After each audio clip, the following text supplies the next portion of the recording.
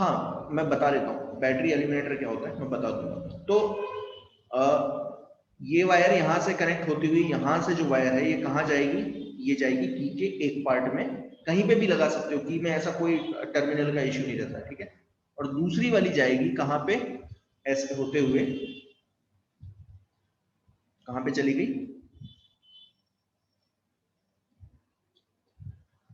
ठीक है, इसमें चली जाएगी पॉजिटिव वाले में। और नेगेटिव वाली कहाँ जाएगी, नेगेटिव वाली चलेगी ऐसे होती हुई, ध्यान देना यहाँ से कनेक्ट हुआ और ऐसे होती हुई कहाँ लग जाएगी, इस वाले एंड पे लग जाएगी, यहाँ पे स्लॉट दिया हुआ है देखो, ठीक है।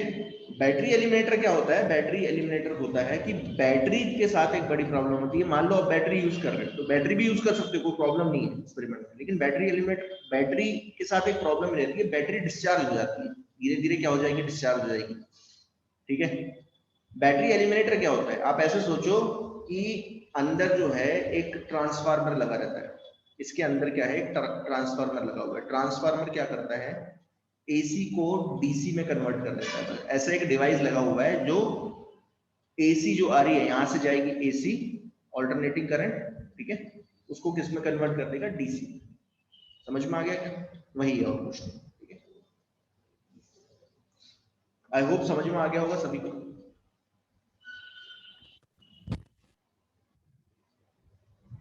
ठीक है। अच्छा एक और चीज जो मैं आपको बता देता हूँ, ध्यान से समझना इस चीज को, जो मैं चीज बता रहा हूँ। एक्सपेरिमेंट जब करोगे तो ये एक्सपेरिमेंट जो है आपका टीचर जो है, जो स्कूल का टीचर है, वो एक्सप्लेन तो करेगा आपको, लेकिन अगर आपने यहाँ पे भी समझ लिया तो एक्सपेरिमेंट आप ढंग से कर पाओगे, कोई प्रॉब्लम नहीं।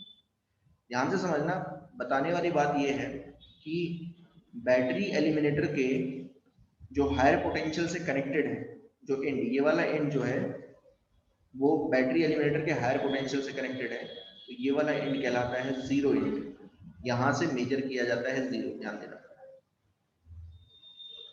यहां से आप सारी कैलकुलेशंस करोगे, ठीक है। अब और क्या करना है, अगर आप ढंग से देखोगे तो ये कुछ ऐसा नहीं है, देखो ध्यान से समझना है क्या है, बीच में देखना, जरा बीच में देखना क्या है, बीच में ये स्लॉट दिया हुआ है एक और, बीच में यहाँ स्लॉट दिया हुआ है, देखो यहाँ से ये स्लॉट दिया हुआ है, ठीक है। इस स्लॉट से एक वायर जा रहा है, कहां से कहां पे जा रहा है, गैल्वेनोमीटर के एक टर्मिनल में।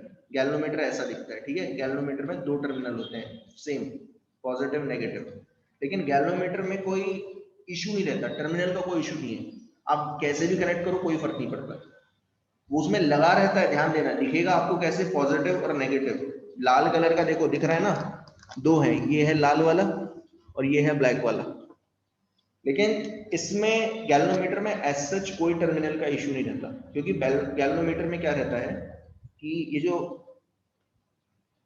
पॉइंटर होता है ना, ये यहाँ होता है, एक्सेक्टली यहाँ होता है जीरो, और रीडिंग्स ऐसे बनी होती है, ऐसे बनी रहती है, ऐसे बनी रहेगी, 10⁻⁻3, 2 × 10⁻⁻3, ऐसे जो है दोनों तरफ बनी रहती है, ठीक है, इस तरीके से। अब अगर करंट एक डायरेक्शन में जा रहा है, मान लीजिए ऐसे जा रहा है, ऐसे होते हुए जा रहा है, तो ये इस तरफ डिफ्लेक्ट कर जाएगा, और अगर करंट उल्टा जा रहा है तो इस तरफ डिफ्लेक्ट कर जाएगा। तो आप कैसे भी कनेक्ट कर सकते हो, गैल्वेनोमीटर में कोई प्रॉब्लम होती नहीं, ठीक है। यहां तक आ गया समझ में, जरा बताओ। दूसरी यस वाली सर। वायर जो है, यहां से दूसरी वाली वायर दूसरी कनेक्ट होगी, और किससे कनेक्ट रहती है, जॉकी से, इसे बोलते हैं जॉकी। जॉकी कुछ कैसी दिखती है मैं बता देता हूँ, अलग से शो करके दिखा देता हूँ।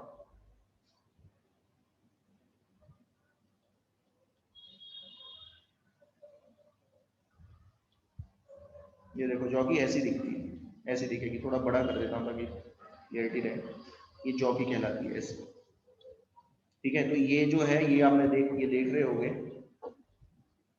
ये वाला जो पार्ट है, इसे देखोगे तो पता चलता है ये एक नेट बोल्ट है, इसे आप क्या कर सकते हो, लूज कर सकते हो और इसके अंदर वायर घुसा के इसे टाइट कर सकते हो, इसे कहते हैं जॉकी,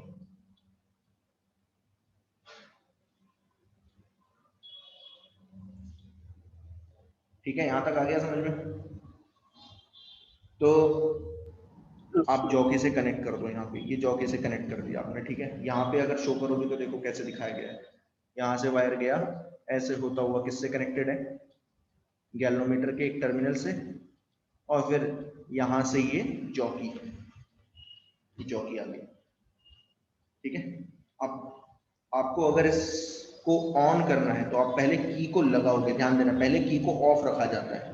की को ऑफ रखने का तरीका क्या है, ये जो ब्लैक है ना, ये निकल जाता है, यहाँ से स्लॉट से निकल जाएगा, तो इसे बाहर निकाल दो, तो सर्किट क्या हो गया, ऑफ हो गया।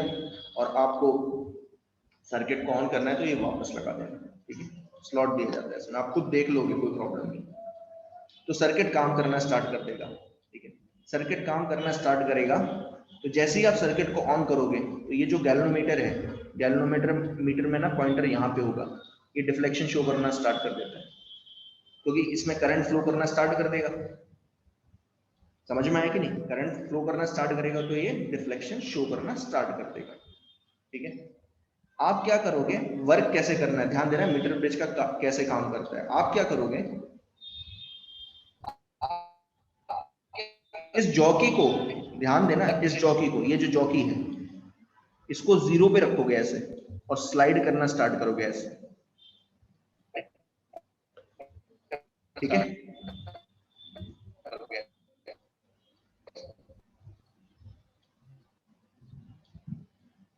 तो जॉकी को आप पहले 0 पे रखोगे, 0 पे, और स्लाइड करना स्टार्ट करोगे किस पे, वायर पे, वायर पे स्लाइड करना स्टार्ट करोगे। वायर जो है ना यहाँ पे है, देखो यहाँ पे ऐसे स्लाइड करना स्टार्ट करोगे। तो एक इंस्टेंट ऐसा आता है, एक ऐसी लेंथ आती है, ध्यान देना, मान लीजिए वो लेंथ है L, जो कि यहाँ पे शो भी की हुई है, ध्यान देना, यहाँ पे ये लेंथ आई, एक ऐसी लेंथ आती है जो कि होगी L, जब ये गैल्वेनोमीटर कैसा डिफ्लेक्शन शो कर देता है, 0, it will start showing 0 deflection, वहां पे आपको रुक जाना है, ठीक है ना। और ये लेंथ मेजर करनी है L। अच्छा, अगर ये L होगी तो ये होगी 100 माइनस L, क्यों, क्योंकि 1 मीटर लंबी वायर है, 1 मीटर कितना होता है, 100 सेंटीमीटर, तो ये जो बाकी बची हुई लेंथ होगी ये कितनी हो जाएगी, 100 माइनस L। बात समझ में आई, आपको ये काम करना है, आया समझ में कि नहीं आया। Yes sir. अब अगर ढंग से देखोगे ना, इस सर्किट को देखोगे तो आपको पता चलता है कि ये एक्चुअल में क्या है, एक व्हीटस्टोन ब्रिज है। देखो ए से देखना, ए से ऊपर एक वायर जा रही है ऐसे होता हुआ, एक रेजिस्टेंस लगा हुआ है, लगा दो, देखो ऐसे, इसको नाम दे रहा हूं आर, ठीक है। आर मतलब नोन रेजिस्टेंस, ठीक है। फिर यहां से ये वायर गई ऐसे होती हुई, ऐसे होती हुई, कॉपर है तो इसमें करंट फ्लो कर जाएगा। दूसरी वायर हो गई ये, मतलब इसमें बीच में एक रेजिस्टेंस लगा हुआ है, तो ये कैसा है, एक्स, अननोन रेजिस्टेंस, ये फाइंड आउट करना है आप, क्योंकि आर की वैल्यू पता है, आर की वैल्यू पता रहती है, ठीक है। एक्स अननोन रेजिस्टेंस हो गया, यहां तक पहुंचे, यहां से फिर गए आप, यहां पहुंचे, यहां आ गए आप। अब बीच में ये जो वायर लगी हुई है नीचे, ये कैसी है, निक्रोम वायर। तो जब आप यहां पे जाके आपने जॉकी को रोक दिया था, क्यों रोका, क्योंकि गैल्वेनोमीटर ने क्या शो करना स्टार्ट कर दिया, 0 डिफ्लेक्शन। तो क्या होगा, ये एक रेजिस्टेंस की तरह काम करेगा और ये एक रेजिस्टेंस की तरह काम करेगा। तो 2 रेजिस्टेंस मैं लगा देता हूं, ध्यान देना, ऐसे, पहला, दूसरा। अब इसका रेजिस्टेंस देखो क्या होगा, रो है resistivity of the nichrome wire, length है L, और एरिया है, एरिया ऑफ क्रॉस सेक्शन है A। कौन सी वायर का, ध्यान देना, A से लेके अगर इसको मान लूं 0, ऐसे इस पॉइंट को मान लूं 0, तो ये जो पूरा, ये जो वायर है, इस पूरे का रेजिस्टेंस,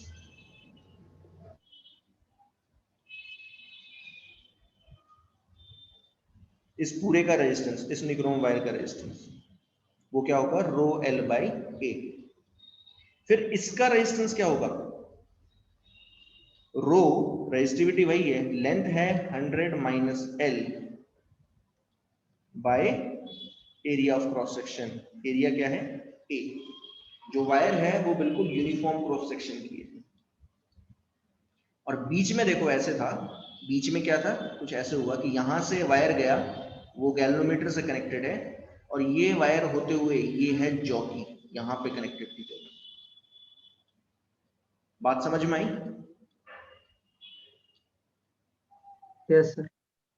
ए से होता हुआ ये बैटरी एलिमिनेटर से कनेक्ट हो गया थ्रू की। तो ये क्या बन गया, एक व्हीटस्टोन ब्रिज ही तो बना। बात समझ में आ गई क्या? सो इफ ऐसे लिखा जाता है, L is the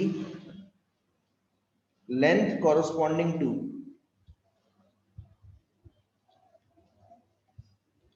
null deflection, null मतलब zero, null deflection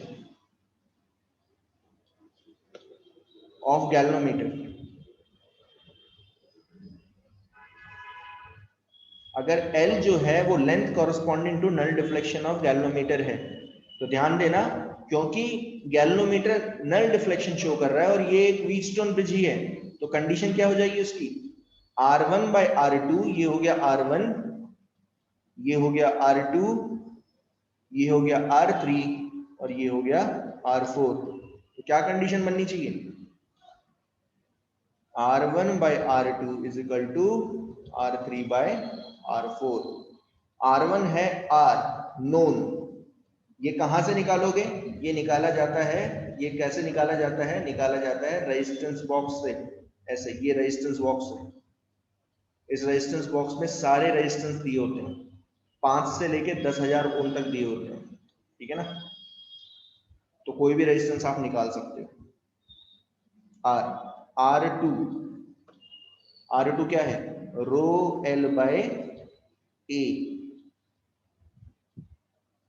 R3 unknown resistance जो कि आपको फाइंड आउट करना है, और R4 rho 100 minus L by A।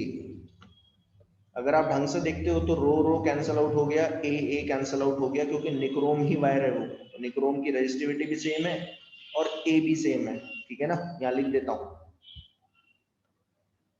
For nichrome wire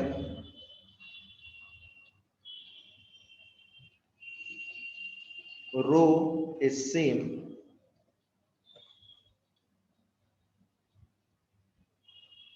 and uniform wire is used,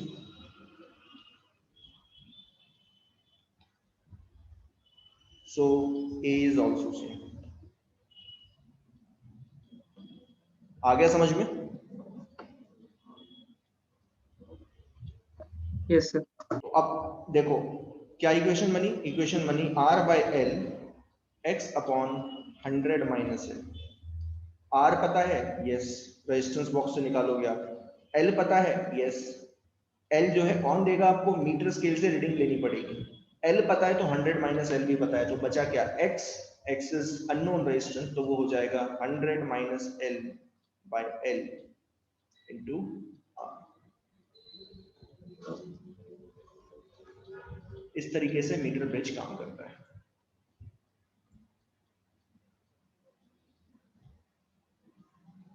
आया समझ में? Yes sir. तो अब देखो, अगर वैसे जो आपका एक्सपेरिमेंट होगा ना, उसमें रेजिस्टेंस निकालने के लिए नहीं बोला जाएगा, आपको वायर दी जाएगी, उसकी रेजिस्टिविटी, हाँ ये बता देता हूँ, फिर से बता देता हूँ, ठीक है। देखो है ये व्हीटस्टोन ब्रिज, ये तो समझ में आ गया ना, व्हीटस्टोन ब्रिज ही है, ये बता दो जरा, ये समझ में आया, व्हीटस्टोन ब्रिज है ये। मीटर ब्रिज व्हीटस्टोन ब्रिज होता है। व्हीटस्टोन ब्रिज बैलेंस कब होगा, व्हीटस्टोन ब्रिज बैलेंस कब होगा, जब R1 by R2 is equal to R3 by R4 होता है। अब देखो क्या होता है कि जब आप, इसे मिटा देता हूं ताकि क्लियरिटी रहे, यहाँ पे फिर से बता देता हूं, यहाँ पे जब आप यहां पे रखते हो, इस जॉकी को यहां रखोगे जीरो पे, तो गैल्वेनोमीटर क्या करेगा, डिफ्लेक्शन शो करेगा। क्यों इसलिए शो कर रहा है, क्योंकि ये जो BD है, ये जो BD है इसमें से करंट फ्लो कर रहा है, करंट फ्लो करेगा तो ऑब्वियस सी बात है गैल्वेनोमीटर रीडिंग शो करेगा, मतलब गैल्वेनोमीटर ये व्हीटस्टोन ब्रिज अनबैलेंस्ड है। अब जॉकी को जैसे ही आपने 0 पे रखा, अब मूव कराना स्टार्ट करो ऐसे, तो कभी ना कभी तो क्या होगा, ये R और इसका resistance X, R by X का रेशो X अपॉन ये जो लेंथ है, ये बाकी बची हुई जो लेंथ है, इसका भी तो कुछ रेजिस्टेंस है, तो R क्या बोल रहा R और AB का रेजिस्टेंस जो है इसका रेशो, ऐसे लिख दे रहा हूं, बेटर ये है समझ लेना, और X अपॉन BD के रेजिस्टेंस का रेशो, ये कभी ना कभी तो इक्वल होगा ना, किसी ना किसी लेंथ पे तो इक्वल आएगा। ये रेशो जैसे ही इक्वल होता है तो जो बीच वाला जो BD सेक्शन है उसमें से करंट फ्लो करना बंद कर जाएगा। ये जो बीच वाला सेक्शन है ना, इससे इससे करंट शो फ्लो करना बंद हो जाएगा। अब जैसे इससे करंट फ्लो करना बंद करेगा तो गैल्वेनोमीटर कितना शो करेगा रीडिंग? 0। इसलिए नल डिफ्लेक्शन, नल डिफ्लेक्शन का मतलब 0 डिफ्लेक्शन। समझ में आया?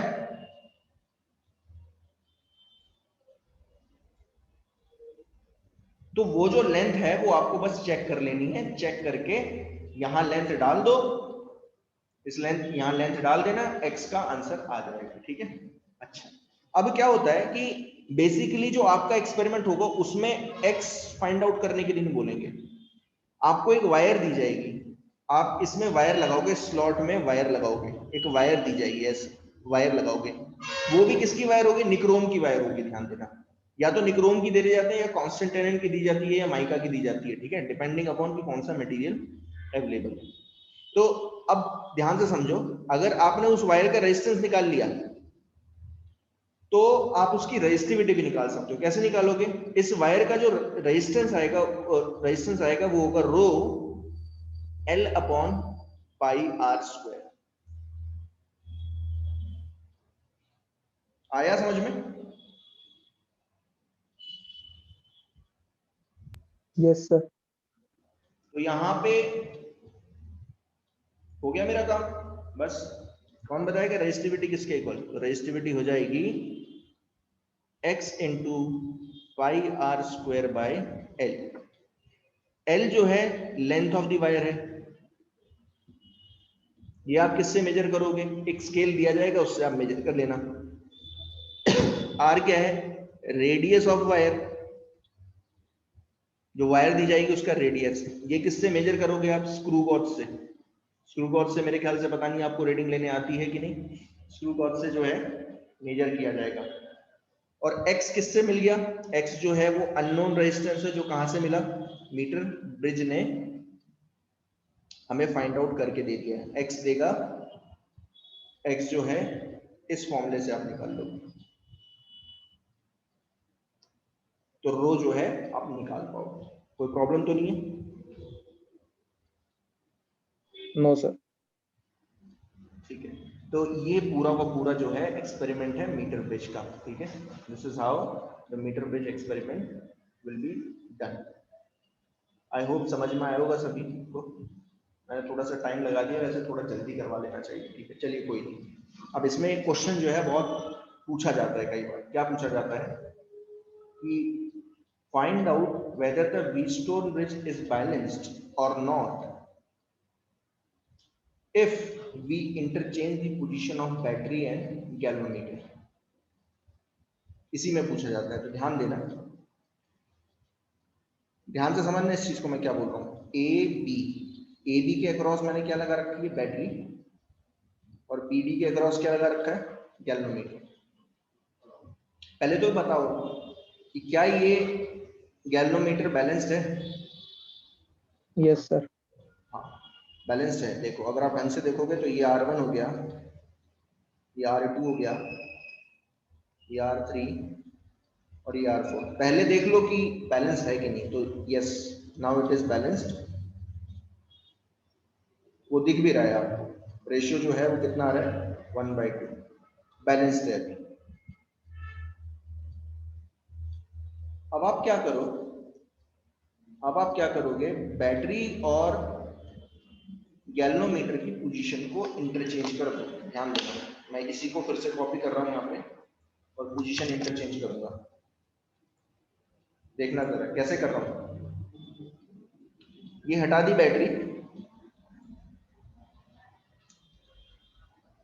ठीक है, इसकी जगह क्या लगा दिया, गैल्वेनोमीटर, और इस गैल्वेनोमीटर को हटाया और इसके अक्रॉस क्या लगा दी, बैटरी। अब अगर आप ढंग से देखोगे तो अभी भी ये व्हीटस्टोन ब्रिज है, ठीक है। कैसे, ध्यान से समझना, मैं थोड़ा सा इसे चेंज कर देता हूं। कैसे, इसे मिटा दे रहा हूं।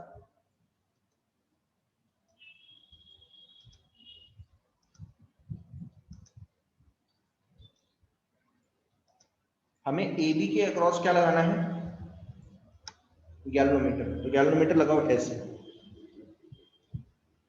अंदर लगा दिया ताकि समझ में आ जाए। और बीडी के अक्रॉस क्या लगानी है, बैटरी। तो बीडी के अक्रॉस बैटरी ऐसे लगाई।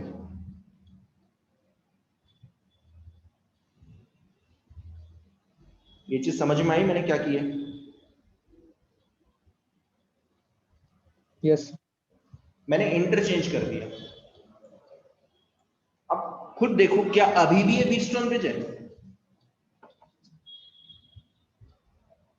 है कि नहीं। टेढ़ा देखो, टेढ़ा देखो, टेढ़ा यस देखोगे तो आपको दिख जाएगा।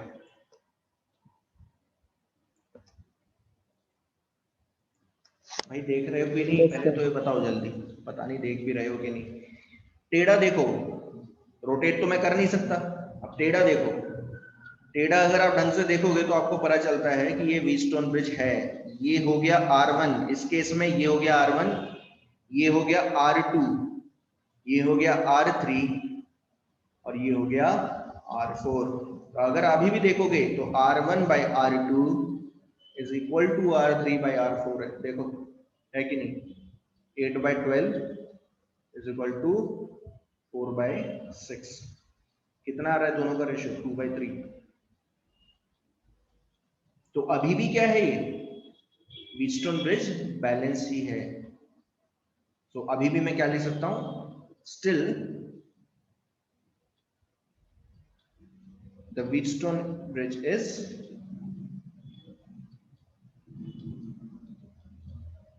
is balanced. That means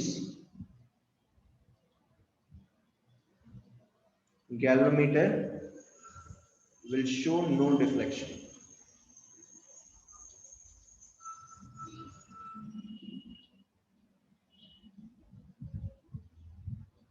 हाँ जी, समझ में आ गया।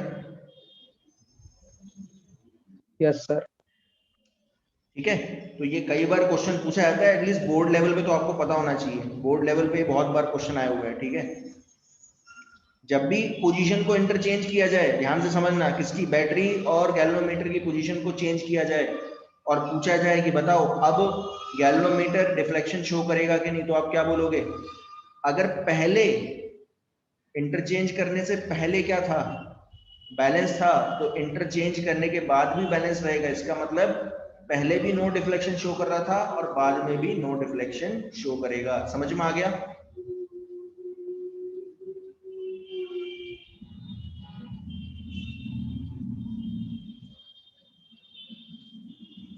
चलिए ठीक है, एक दो क्वेश्चन करते हैं, ढंग से समझना। फिर मैं अभी 2 क्वेश्चन ही करवाऊंगा इसमें, मैं सीधा फिर उसके इस पे चल दूंगा, क्या बोलते हैं, पोटेंशियोमीटर पे।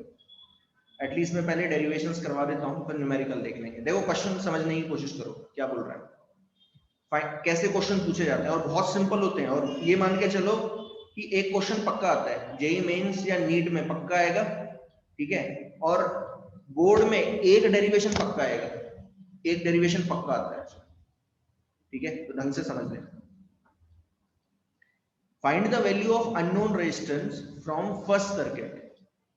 अब अगर आप ढंग से देखोगे तो आपको पता चलता है, फर्स्ट सर्किट की बात हो रही है। हाँ जी, डायग्राम बहुत अच्छी तरीके से नीट एंड क्लीन बनाना पड़ेगा और ये डेरिवेशन शो करके दिखाना पड़ेगा। देखो, और डेरिवेशन है नहीं एक्चुअल में, बहुत छोटा सा ही है, कुछ नहीं है, ठीक है। ओके, अब देखो क्या बोला है, find out the value of unknown resistance in first circuit. अगर आप ढंग से देखोगे तो कोई बहुत बड़ी बात नहीं है। देखो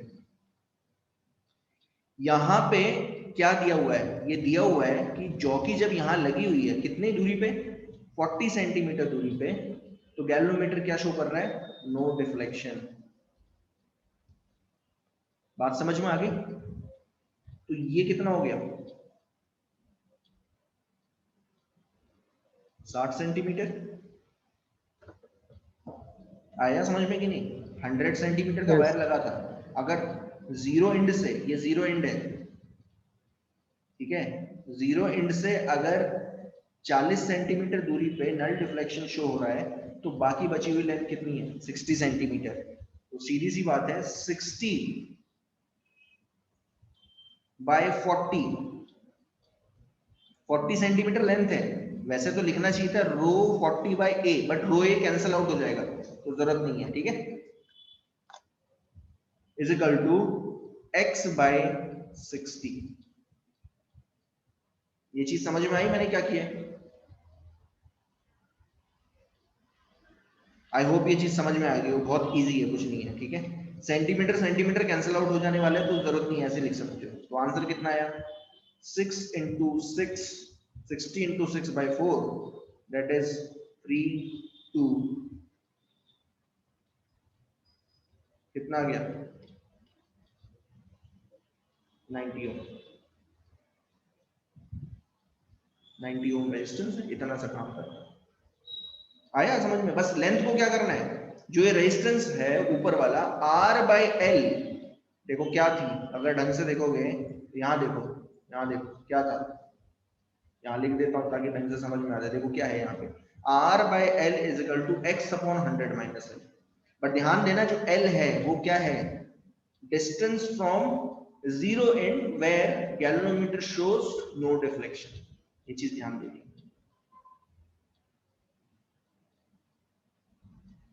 लगा सकते हो, लेकिन मैं फिर वही बता रहा हूँ ना, हर बार फॉर्मूला याद करने की जरूरत नहीं है आपको, आप खुद समझ लो, समझ के करोगे तो बहुत बढ़िया है। चलिए अब नेक्स्ट देखो, इसी में बी पार्ट क्या पूछा, पूछा क्या, ध्यान देना, फाइंड आउट, सेकेंड पार्ट है, ठीक है, find out how much resistance must be placed,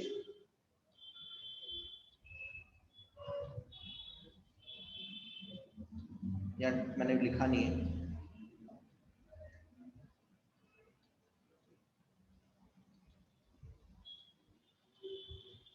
parallel to 60 ओम। देखो अब x आपने निकाल लिया ना, ऑलरेडी x निकाल लिया, कितना है, 90 आ रहा है। अब वो यही बता रहा है कि बताइए इसके पैरेलल में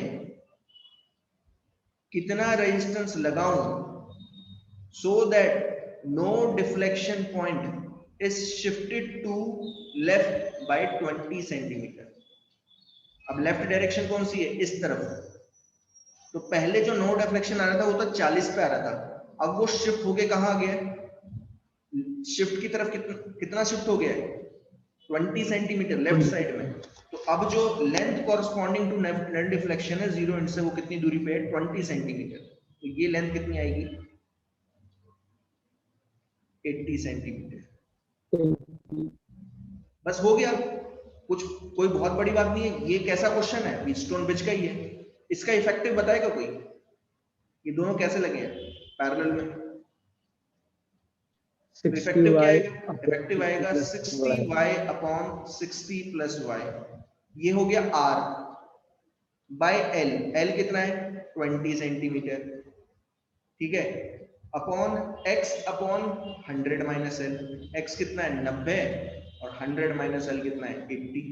तो यहां से y आप निकाल सकते हो, ठीक है, कोई बहुत बड़ी बात नहीं है। 60y upon 60 plus y is equal to 90 by 80 into 20। देखो ये गया 0 से 0, ये गया 4 से, 6 upon 60 plus Y is equal to 9 by 4। ये जाएगा कितने से, 2 से, ये जाएगा 3 से, तो 2 क्रॉस मल्टीप्लाई करोगे तो कितना आया 8 180 प्लस 3y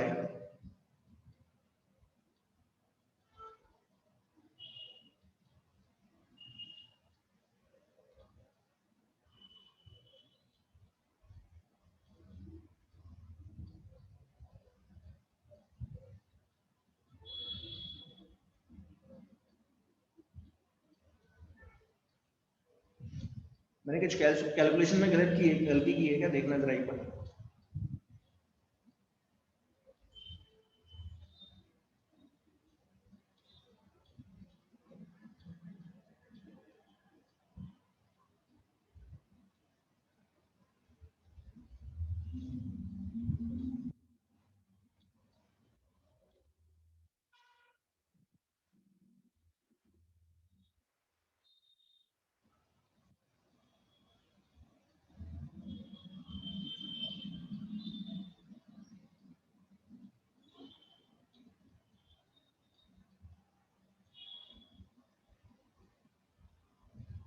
यस, देखना जरा कैलकुलेशन में कुछ गलती तो नहीं हुई है।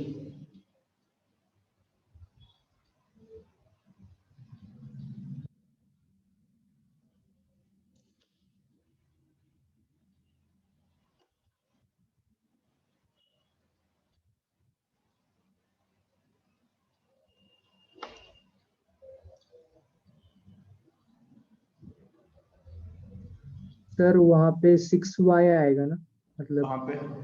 बट जहाँ पे आपने काटा ना सर, 60y को ओके, काटा सर हाँ देखो। हाँ, तभी तो मैं सोचूं गलती हो रही थी कि आना तो चाहिए। चलिए अब ठीक है, 6y 60 plus y is equal to 9/4। ठीक है, अब आ जाएगा तो 24y is equal to 540 plus 9y, 24y minus 9y is equal to 540। तो y जो आया वो आया आपका 540/15, 36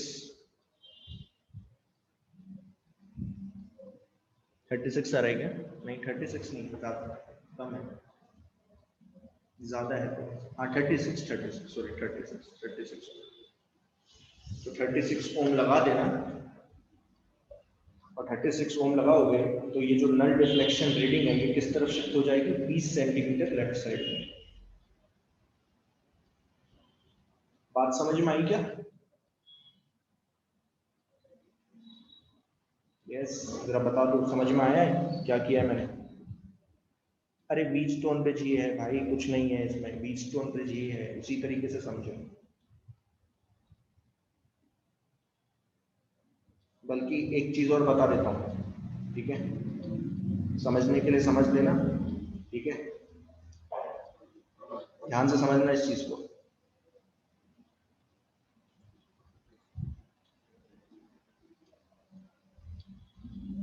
इसको कॉपी पेस्ट कर लेता हूं मैं, इस चीज को लिख लेना। आप इस चीज को समझ लो, क्वेश्चन दिया जाएगा आप एकदम खट से बता दो। मुझे बस एक चीज बताओ, क्या बताना, ध्यान से समझना। आपको देखो R/L इज इक्वल टू था x/100 माइनस एल, समझ लेना इस चीज को। तो R/x इज इक्वल टू क्या होगा, चलिए यहीं से देखो, मान लीजिए मैं R को घटाना स्टार्ट करूं, ध्यान से समझना इस चीज को मैं क्या बोल रहा हूं। If I start decreasing R, मान लीजिए मैंने R को घटाना स्टार्ट किया, ठीक है, तो मुझे बताइए मुझे क्या करना पड़ेगा, क्या करना पड़ेगा कि ये रेशो अभी भी मेंटेन रहे, बताएगा कोई? ये रेशो अभी भी इक्वल रहे, क्या करूं मैं कि ये रेशो मेंटेन रहे? अगर R घट रहा है तो एक चीज समझो कि अगर R घट रहा है और रेशो को मेंटेन रखना है, जैसे मान लीजिए ये रेशो है हाफ, समझना इस चीज को, और आपने आर कितना कर दिया, आर कर दिया हाफ, तो बताओ लेंथ एल कितना करना पड़ेगा।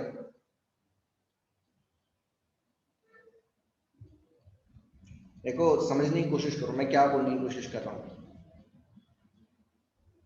मैं आपसे बोल रहा हूं कि अगर आपने आर घटाना स्टार्ट किया, समहाउ आपने ये वाला रेजिस्टेंस घटाना स्टार्ट किया, ठीक है, तो एल के साथ क्या करूं कि रेशियो अभी भी मेंटेन रहे।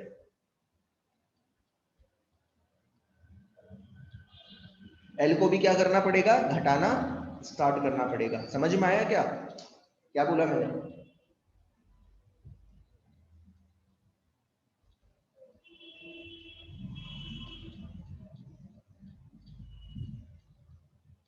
आया समझ में। अरे भाई अगर एल को देखो, ये रेशियो है हाफ, अगर आप इसे घटा रहे हो तो इसे भी तो घटाना पड़ेगा ना, तभी तो रेशियो मेंटेन रहेगा, हाफ ही तो मेंटेन रहेगा ना तभी। तो जैसे ही आप आर को घटाना स्टार्ट करते हो तो ध्यान देना, ये जो length corresponding to null scale deflection है, ये एल, ये लेफ्ट साइड को शिफ्ट करना स्टार्ट कर देता है। समझ में आया क्या बोला मैंने। If I start decreasing Yes, sir. R, then the length corresponding to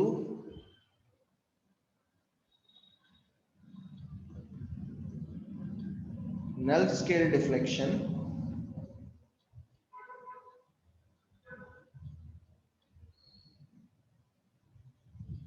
will move towards left, will start move towards left.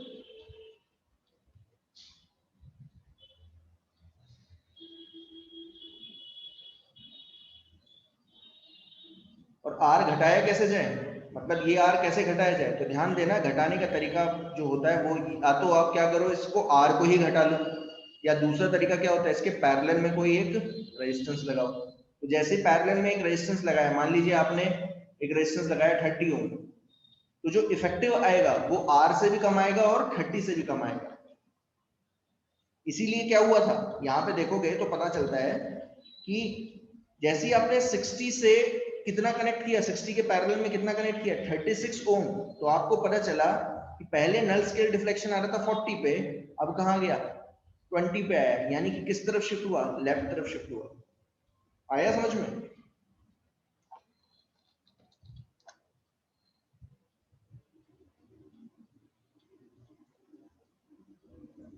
आया ना समझ Yes, में। sir. ठीक है, तो आप खुद समझ लो इस चीज को कि किस तरफ शिफ्ट होने वाला है। और अगर आपने आर बढ़ाना स्टार्ट किया, ये पहला पॉइंट, वैसा ही एक्स के साथ भी है, तो समझ लेना एक्स के साथ भी वैसा ही है, ठीक है। दूसरा लिख देता हूं यहीं पे, if R starts increasing, R अगर इंक्रीज करना स्टार्ट करे, then the length corresponding to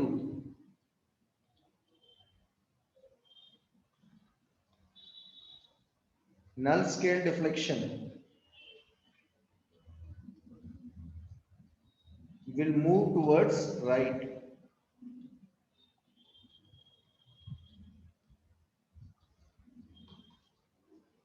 ये पॉइंट याद रखना, आर अगर बढ़ाओगे, आर अगर बढ़ाते हो तो किस तरफ मूव करेगा, नल स्केल डिफ्लेक्शन जो है वो किस तरफ मूव करेगा, राइट की तरफ।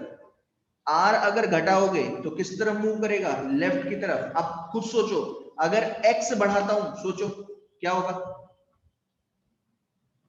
अगर मैं एक्स बढ़ाऊं, ये जो अननोन रेजिस्टेंस है, यहां पे भी तो कुछ रेजिस्टेंस लगाओगे ना। अगर मान लीजिए ये जो एक्स है ये बढ़ाना स्टार्ट कर दूं, तो क्या होगा बताओ, किस तरफ शिफ्ट करेगा, Left. लेफ्ट की तरफ। उल्टा है, ठीक है ना, लेफ्ट की तरफ। अरे भाई ये अगर रेजिस्टेंस बढ़ाओगे तो इसे भी तो बढ़ाना पड़ेगा ना, इस लेंथ को भी तो बढ़ाना पड़ेगा ताकि यहाँ रेजिस्टेंस ज्यादा है। समझ में आ गया ना। और x को अगर आप घटाना स्टार्ट करोगे तो ये घटना फिर स्टार्ट करेगा, घटना स्टार्ट करेगा, ये वाला रेजिस्टेंस घटना स्टार्ट करेगा, और ये रेजिस्टेंस घटना स्टार्ट करेगा, तो नल स्केल डिफ्लेक्शन किस तरफ शिफ्ट होगा, राइट की तरफ। तो ये आप खुद अंदाजा लगा सकते हो, कोई बहुत बड़ी बात नहीं। समझ में आ गया।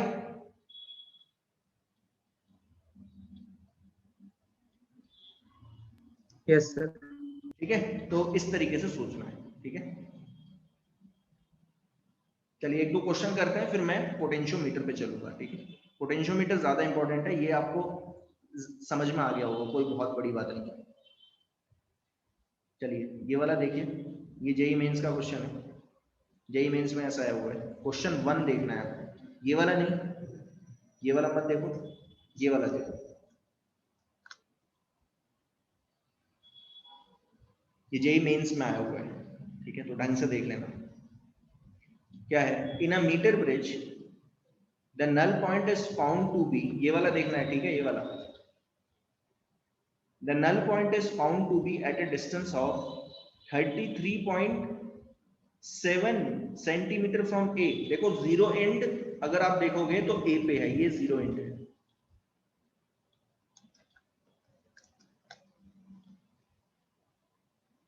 यहां से कितने सेंटीमीटर पे आया है? 33.7 सेंटीमीटर दूरी पे नल स्केल डिफ्लेक्शन आ गया है। तो ऑब्वियस सी बात है, जो 100 माइनस L1 होगा वो कितना होगा? 100 माइनस 33.7 कम्स आउट टू भी कितना? 67.3 सेंटीमीटर। अच्छा, क्या इक्वेशन बनेगी बताएगा कोई? R और S लगे हुए हैं, बताएगा कोई क्या इक्वेशन बनेगी? पहली R by L1 is equal to S by L1। L आया समझ में क्या लिखा है मैंने? Yes sir. तो L1 कितना आया? L1 है आपका 33.7 और L2 है 67.3। ठीक है, तो ये है मेरी पहली इक्वेशन, ये झट से आप लिख सकते हो। ठीक है, अब वो क्या बोल रहा है? If now a resistance of 12 ohm is connected in parallel to S, तो S के पैरेलल में मैंने एक रेजिस्टेंस कनेक्ट किया, देखो ऐसे। कितना रेजिस्टेंस कनेक्ट किया है? 12 ओम। इसको बोला जाता है शंटिंग। ध्यान देना, क्या लिखा जाता है? इसे कई बार नाम दे दिया जाता है शंट करना। जब भी बोला जाए that resistance S is shunted bye 12 ओम, ऐसे बोला जाएगा, S is shunted with 12 ohm resistance, तो समझ जाना आपने क्या कर दिया है? पैरेलल में एक रेजिस्टेंस लगा दिया है। ये चीज समझ में आई? हाँ सर। शंट और पैरेलल दोनों सेम रहता है। ठीक है ना? अब जरा सोच के बताओ, जैसे ही आपने S के पैरेलल में 12 ओम लगाया, तो जो इफेक्टिव था वो कितना हो गया? बढ़ा कि घटा? घटा। घट गया। तो जैसे ही घटा तो आपको पता चलता है कि ये वाला रेजिस्टेंस भी आपको घटाना पड़ेगा। ये जो है, ये वाला रेजिस्टेंस भी घटाना पड़ेगा। जो निक्रोम वायर का नीचे वाला रेजिस्टेंस है, तो वो घटाना पड़ेगा। तो घटेगा कैसे? नल स्केल डिफ्लेक्शन किस तरफ शिफ्ट होगा? राइट की तरफ। समझ में आया राइट। कि नहीं? Yes sir. तो जो नया नल डिफ्लेक्शन है वो कितनी दूरी पे आ रहा है? 51.9 सेंटीमीटर पे। तो बोला है डिटरमाइन R एंड S। तो दूसरा क्या है? दूसरा क्या हो जाएगा? ध्यान देना, दूसरा आएगा R1। दूसरे केस में ध्यान देना, दूसरा केस क्या है? अब लेंथ जो आ रही है वो आ रही है 51.9 पे। तो जो 100 माइनस L होगा वो होगा 100 minus 51.9, that comes out to be 48.1। ठीक है, R तो वैसा ही है, R बाय 51.9, बट S की जगह अब क्या आ जाएगा? S की जगह आएगा 12S अपॉन 12 प्लस S। आया समझ में?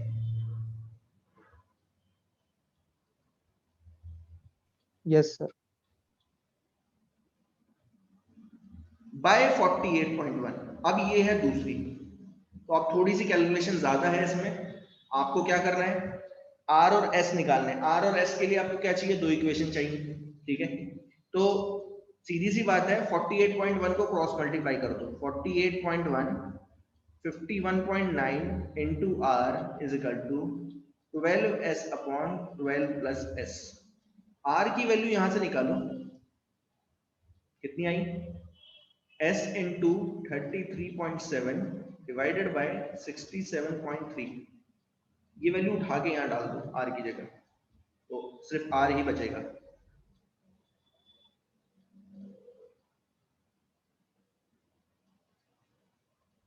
थोड़ी सी कैलकुलेशन ज्यादा बढ़ जाएगी इसमें, और कुछ नहीं है।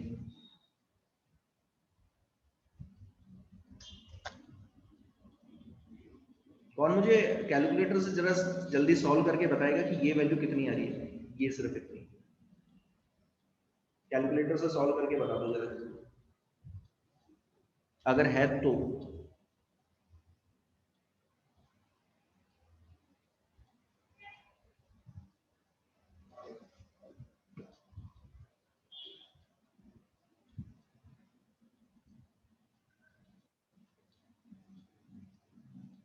कितनी आ रही है? 0.92। कितना? 0.92। 0.92s क्रॉस मल्टीप्लाई कर रहा हूं अब,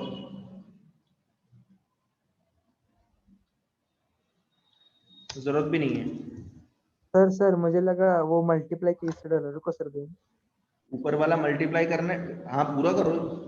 ये एस एस देखो उड़ गया, वो जरूरत नहीं है, एस एस उड़ गया। पहले तो ये बताओ ये कितना है पूरा।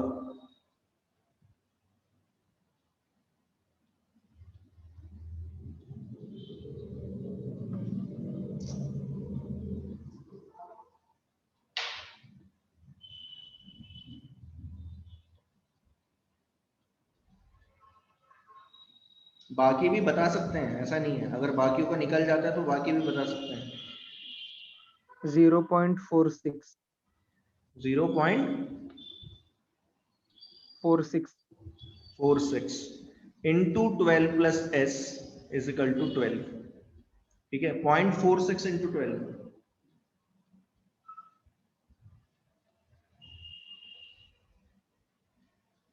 कितना आया? 5.52। 0.46s is equal to 12। 0.46s is equal to 12 minus 5.52।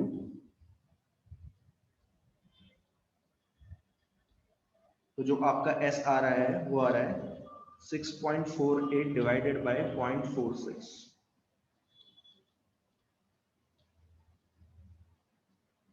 लगभग 14 ओम।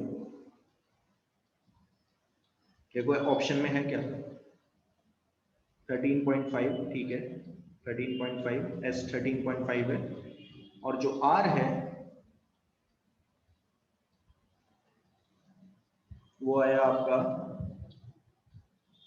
33.7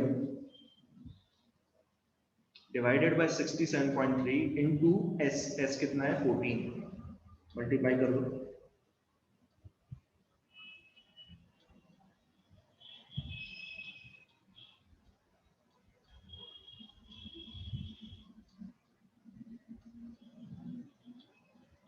कितना आया? 7.7 ओम के करीब। आ गया समझ में?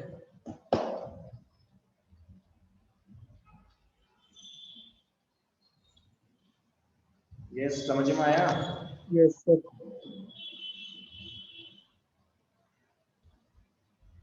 ठीक है, सिंपल है, कुछ नहीं है, और सवाल आते हैं कुछ नहीं है, बहुत सिंपल सवाल था, ठीक है ना, कोई प्रॉब्लम नहीं। चलिए ये भी कर लीजिए एक बार। ऐसे ही क्वेश्चन बन रहे हैं, आप खुद देखो, खुद सोचो, ऐसे ही क्वेश्चन है, पूरे में ऐसे ही क्वेश्चन बना रखे हैं। चलो ये कर लो एक बार, चलो ये वाला कर लो, ये सही रहेगा, ये वाला कर लो।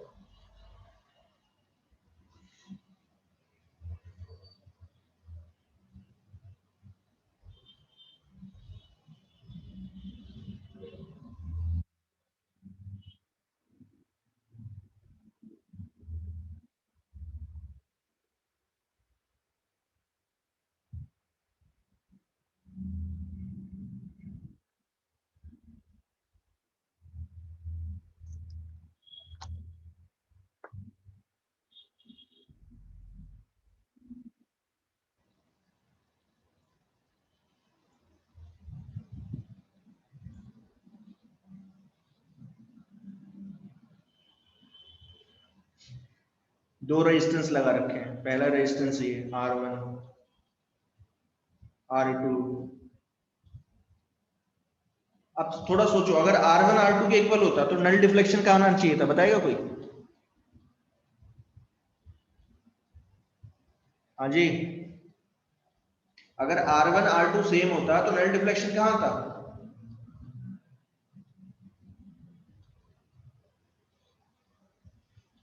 बहुत सेंटर बड़ा पे। सवाल पूछ लिया क्या मैंने? अरे भाई अगर सेंटर। R1 R2 सेम हो, R1 R2 R और X सेम हो जाए तो कहां आएगा?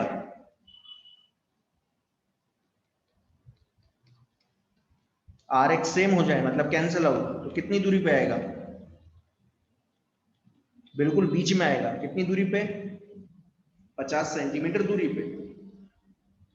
लेकिन अब क्वेश्चन में देखो क्या दिया है, टू रेजिस्टेंस है, दो रेजिस्टेंस है, बट R2 जो है वो R1 से ज्यादा है। अब थोड़ा सोचो, अगर R2 R1 से ज्यादा है तो किस तरफ शिफ्ट होना चाहिए? ये नल डिफ्लेक्शन किस तरफ आना चाहिए था? 50 सेंटीमीटर से राइट साइड में कि लेफ्ट साइड में? R2 क्वेश्चन में दिया हुआ है R2 is greater than R1, तो किस तरफ शिफ्ट होना चाहिए? 50 सेंटीमीटर से किस तरफ? लेफ्ट साइड में। आया समझ में? तो वो दिया हुआ है the balance point was found to be at 1/3 metre from zero end. 1/3 metre कितना होता है? 33 पॉइंट समथिंग। समझ में आ रहा है? तो ये आ गया 1/3 मीटर, ये कितना होगा? 2/3 मीटर। मीटर में भी ले सकते हो, कोई बहुत बड़ी बात नहीं है, ठीक है ना? अगर मीटर में दिया हुआ तो मीटर में ले लो, ठीक है? तो पहली इक्वेशन बना लो। पहली इक्वेशन क्या बनती है? R1 divided by 1/3 is equal to R2 divided by 2/3। 2/3 R1 is equal to 1/3 R2। 3 3 cancel out. पहली इक्वेशन R2 कितना आ गया? 2R1। अब वो क्या बोल रहा है? When a 6 ohm resistance is connected in series with smaller of the two। अब बताओ स्मॉलर कौन है इसमें?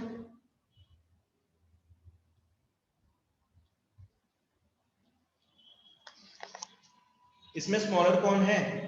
R1 है ना? तो R1 के साथ में मतलब R1 के ही सीरीज में एक रेजिस्टेंस लगाया उसने। कितने ओम का? 6 ओम का। तो ऐसे लगा दो, देखो ऐसे। ये तो था R1, इसी के साथ सीरीज में कितना लगाया? 6 ओम रेजिस्टेंस। ऐसे। तो ये इफेक्टिव इसका कितना हो गया? इसका इफेक्टिव कितना है? इसका इफेक्टिव हो गया R1 + 6 सीरीज में है ना। तो क्योंकि ये रेजिस्टेंस बढ़ा बढ़ा तो ये जो length corresponding to null scale deflection है, ये किस तरफ शिफ्ट होगा? इस तरफ। तो 1/3 नहीं आएगा, ज्यादा आएगा 1/3 से। तो वो क्या बोल रहा है?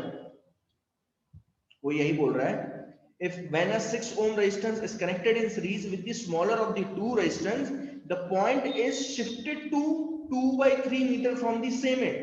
मतलब ये इंटरचेंज कर गए। इंटरचेंज मतलब ये 1.3 नहीं रहा, ये पहुंच गया। देखो यहाँ पे, ये यहाँ पे नल डिफ्लेक्शन शो कर रहा है। ये आ गया 2/3 मीटर। 2/3 यानी कि 66 पॉइंट समथिंग। और ये कितना आ गया? ये आ गया 1/3 मीटर। नल डिफ्लेक्शन अब इतनी दूरी पे है। तो अब जो इक्वेशन बनेगी वो क्या बनेगी? R1 + 6 divided by 2/3 is equal to R2 upon 1/3। तो पहली इक्वेशन है ये है दूसरी। R1 R2 निकाल लीजिए, काम खत्म।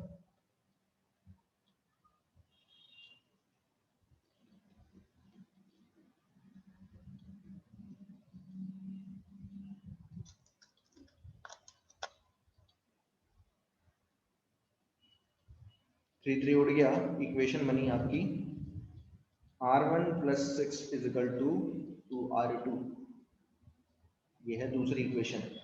R2 2R1 है, डाल दो।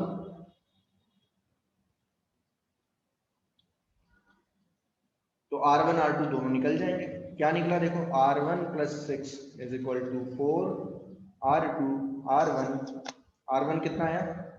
R1 इधर जाएगा तो 3R1 हो जाएगा। 3R1 is equal to 6। R1 कितना आ गया? 2 ओम। और R2 कितना आ जाएगा,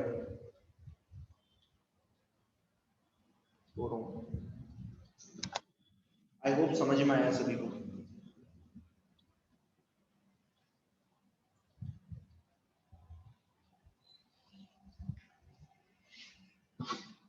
हाँ जी, यस सर। Yes sir. समझ में आ गया ना। देखो ऐसे ही क्वेश्चन बने पड़े हैं, यहाँ से शिफ्ट होगा वहां से शिफ्ट होगा, ये मैं आपको भेज दूंगा, करते रहना, मेरे ख्याल से आप कर सकते हो, कोई प्रॉब्लम नहीं होगी। क्वेश्चन को पढ़ो। अब तो ये मैंने बता ही दिया कि कौन सा पॉइंट किस तरफ शिफ्ट होता है जब रजिस्टेंस सीरीज में और पैरेलल में लगता है, ठीक है। तो काफी है मेरे ख्याल से, समझ में आ गया क्या? और यस यस सर। सर। और जो है मैं जेई की क्लास में करवाऊंगा, जहाँ पे डाउट्स लिए जाएंगे वहीं पे करवाऊंगा। आगे चलूं अब मैं? Yes sir. Yes sir. ठीक है, अब ये है थोड़ा इंपॉर्टेंट, पोटेंशियोमीटर। बहुत जगह यूज होता है।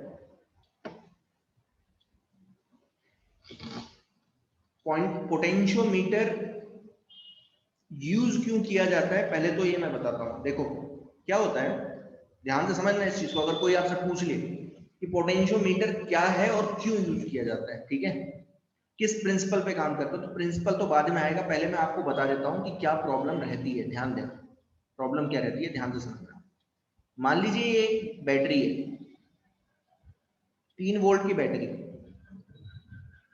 और इसका इंटरनल रेजिस्टेंस है 1 ओम। ध्यान से समझना मैं क्या बोलने की कोशिश कर रहा हूं।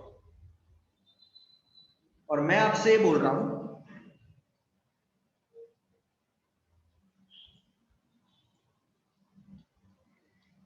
कि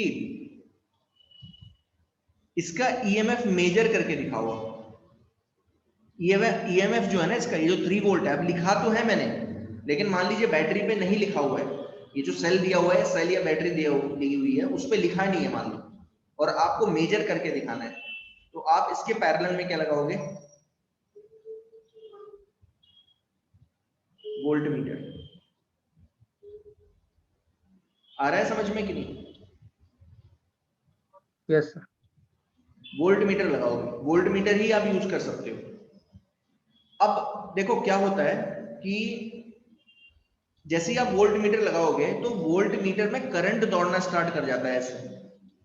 और वोल्ट मीटर मैं आपको बना के दिखाऊंगा, ऐसा नहीं है, मैग्नेटिज्म में वोल्ट मीटर आएगा, क्योंकि अंदर जो है ना मैग्नेटिज्म के कॉन्सेप्ट लगते हैं उसमें।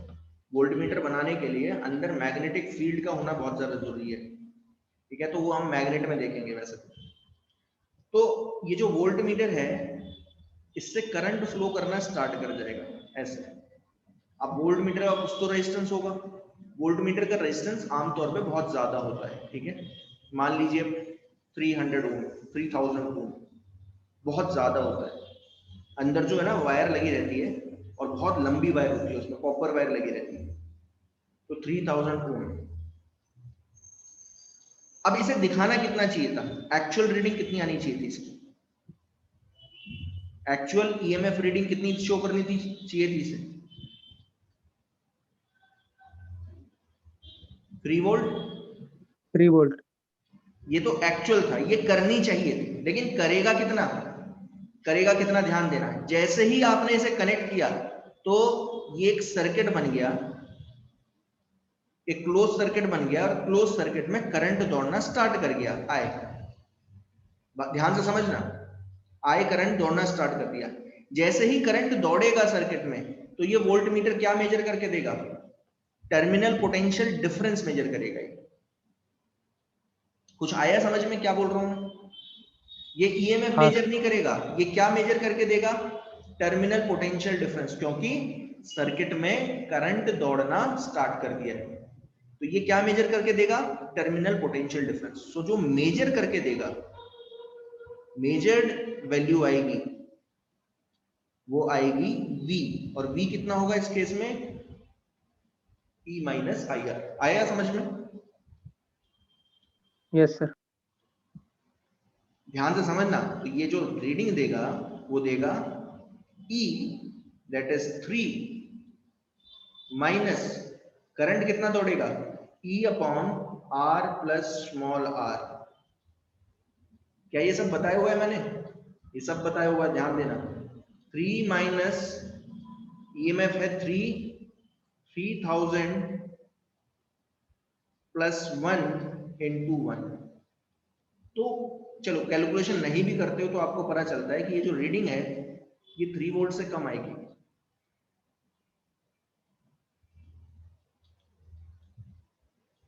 आ रहा है समझ में? Yes sir.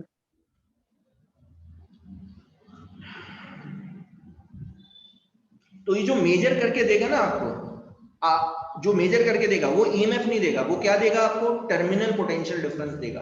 और टर्मिनल पोटेंशियल डिफरेंस आ रहा है 3 वोल्ट से कम, लेकिन इसे मेजर कितना करना चाहिए था? 3। तो ये इसका एक डिसएडवांटेज है। समझ में आया? सर पर बहुत ही कम आ रहा है डिफरेंस। डिफरेंस कम तो आ रहा है लेकिन आ तो रहा है। 3 वोल्ट का है ना, आप बोलोगे कि सर कोई फर्क नहीं पड़ता, ये जो वैल्यू आएगी वो आएगी 3 माइनस, इसको अगर मैं सॉल्व भी करूं तो लगभग आता है 0.001, लगभग 2.999 इतनी आ रही है। तो आप बोलोगे सर क्या फर्क पड़ रहा है 2.9, लेकिन कम तो आ रही है ना। Yes sir. आ रहा है समझ में मैं क्या बोल रहा हूँ? कम आ रही है, कम तो आ रही है। इसे दिखाना 3 वोल्ट चाहिए था लेकिन दिखा ये कर कितना रहा है 2.9। तो यानी कि एरर है इसमें कुछ। तो इसलिए वोल्ट मीटर का डिसएडवांटेज ये होता है कि वो एग्जैक्ट ईएमएफ वैल्यू कभी नहीं दिखाता, एग्जैक्ट पोटेंशियल डिफरेंस वो कभी भी नहीं दिखाता। अगर आपने वोल्ट मीटर को रेजिस्टेंस के अक्रॉस लगा दिया, किसी भी वोल्ट मीटर को आपने किसी भी रेजिस्टेंस के अक्रॉस लगा दिया और आपसे पूछा गया कि बात बताइए 5 ओम और इसमें करंट कितना दौड़ रहा था 1 एम्पियर ऐसे आ रहा था, ठीक है? तो इसको कितनी रीडिंग दिखानी चाहिए थी? बताएगा कोई कितनी रीडिंग दिखानी चाहिए थी? अगर मैं इसे लगाता तो आप क्या बोलते? इसे रीडिंग दिखानी चाहिए थी 5 वोल्ट। जैसे ही आप इसके अक्रॉस लगाओगे तो एक बार बहुत बड़ी प्रॉब्लम क्या होती है कि ये जो 1 एम्पियर है ये डिवाइड होता है यहाँ से। तो ये जो 1 एम्पियर है ये डिवाइड होगा, ऊपर कुछ चले जाएगा और नीचे कुछ चले जाएगा। मान लीजिए ऊपर कम भी गया, 0.1 एम्पियर गया, बट नीचे अब कितना जाएगा 0.9 एम्पियर। तो ये रीडिंग कितनी दिखाएगा 5 इंटू 0.9, 4.5 वोल्ट। ये डिसएडवांटेज होता है इसका। बात समझ में आई?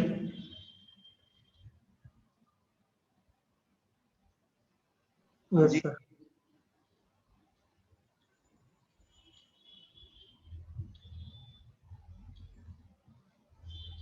यस, समझ में आया? अब इसके आगे देखो, आगे क्या है? आगे ये है कि अगर मैं आपसे बोलूं कि V और E की वैल्यू ये थी मेजर्ड वैल्यू, इसे ये है मेजर्ड वैल्यू, ध्यान देना। और ये थी जो एक्चुअल वैल्यू है ईएमएफ की।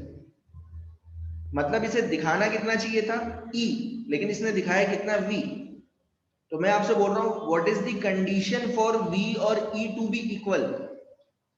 What is the condition for V और E to be equal? Condition for V और E टू बी इक्वल, तो वो कंडीशन क्या है? आई आर कितना आ जाए 0। आया समझ में?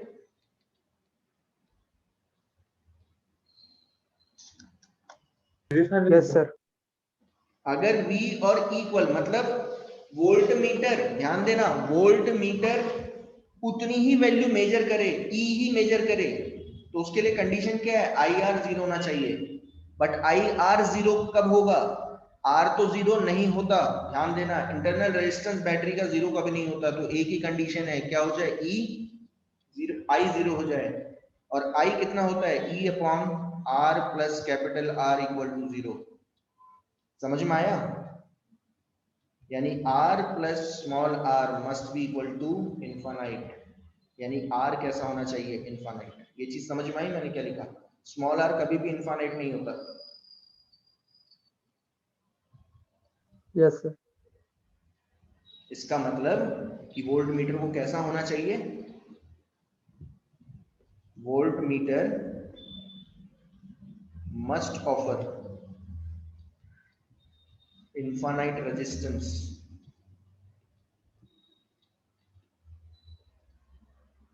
so that it will measure exact value of EMF of battery of cell or potential difference across resistance। दो ही काम दिए जाते हैं ना इससे, दो काम क्या लिए जाते हैं, ईएमएफ ऑफ द सेल या तो आप मेजर कर सकते हो या potential difference across any resistance. तो देखो दोनों समझा देता हूं। इनफाइनाइट रेजिस्टेंस क्यों होना चाहिए? अगर इसका इनफाइनाइट रेजिस्टेंस है,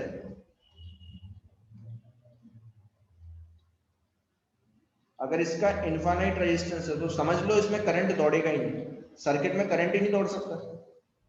कितना करंट दौड़ेगा? देखो करंट कितना दौड़ेगा अगर आपसे पूछ लिया जाए तो आप क्या बोलोगे, E upon infinite plus R, यानी E बाय इनफाइनाइट कितना आ गया, 0। और करंट नहीं दौड़ेगा तो ये एग्जैक्ट रीडिंग दिखाएगा, कितनी, E। लेकिन एक चीज ध्यान से समझ लो, एक प्रॉब्लम और भी है। प्रॉब्लम ये है कि अगर सर्किट में करंट ही नहीं दौड़ेगा तो ये वोल्ट मीटर काम भी नहीं करेगा। आया कुछ समझ में क्या बोला मैंने?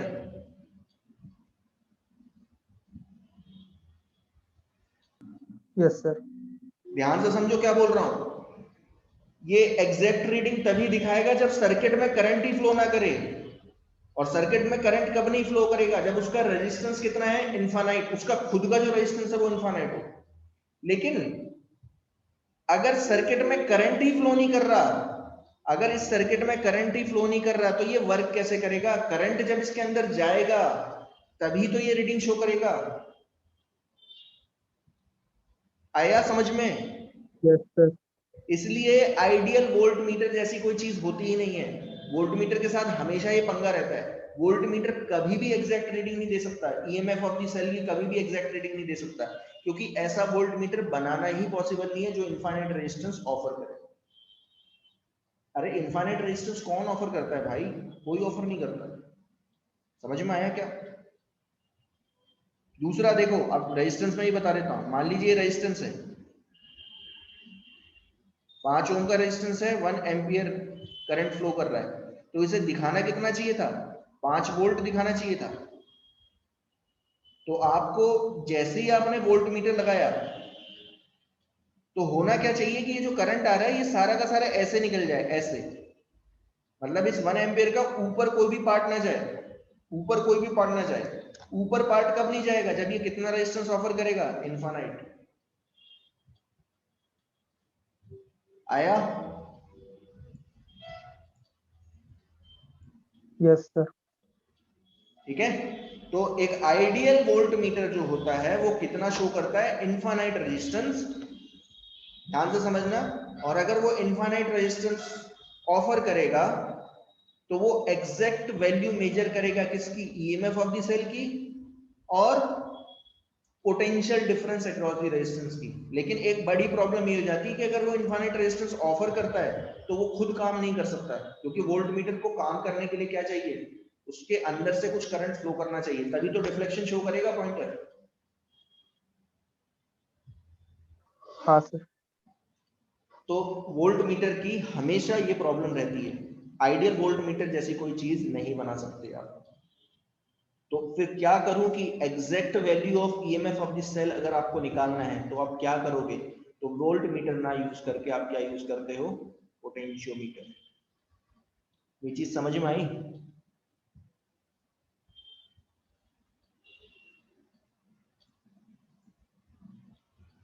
अरे आया क्या समझ में? कोई आपसे पूछ ले कि बताओ exact value of EMF of the cell आपको मेजर करना है तो आप क्या यूज करोगे, तो आप ये नहीं बोलोगे कि वोल्ट मीटर यूज करना है, आप क्या बोलोगे, पोटेंशियोमीटर यूज करो। Yes sir. यहां लिख देता हूं, पोटेंशियोमीटर is used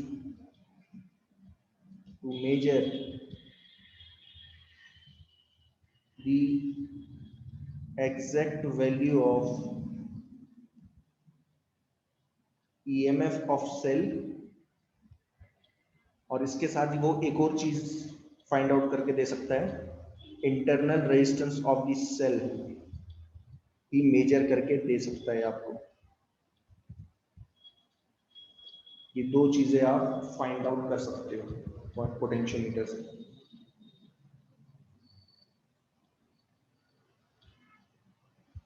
आ गया समझ में?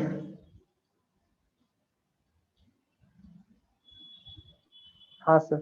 ठीक है, तो इसे मैं थोड़ा सा अलग डाल देता हूँ क्योंकि यहाँ मुझे कुछ और बताना है। इसको मैं अलग से ढंग से ना लिख के इसी में डाल दूंगा ढंग से, ताकि आगे कहीं प्रॉब्लम ना आए। ये मैं कट पेस्ट मार रहा हूँ ताकि समझ में अलग जगह लिख देता हूँ। इसी में मैं पेस्ट करके दे दूंगा जब मैं नोट्स ट्रांसफर करूंगा आपको।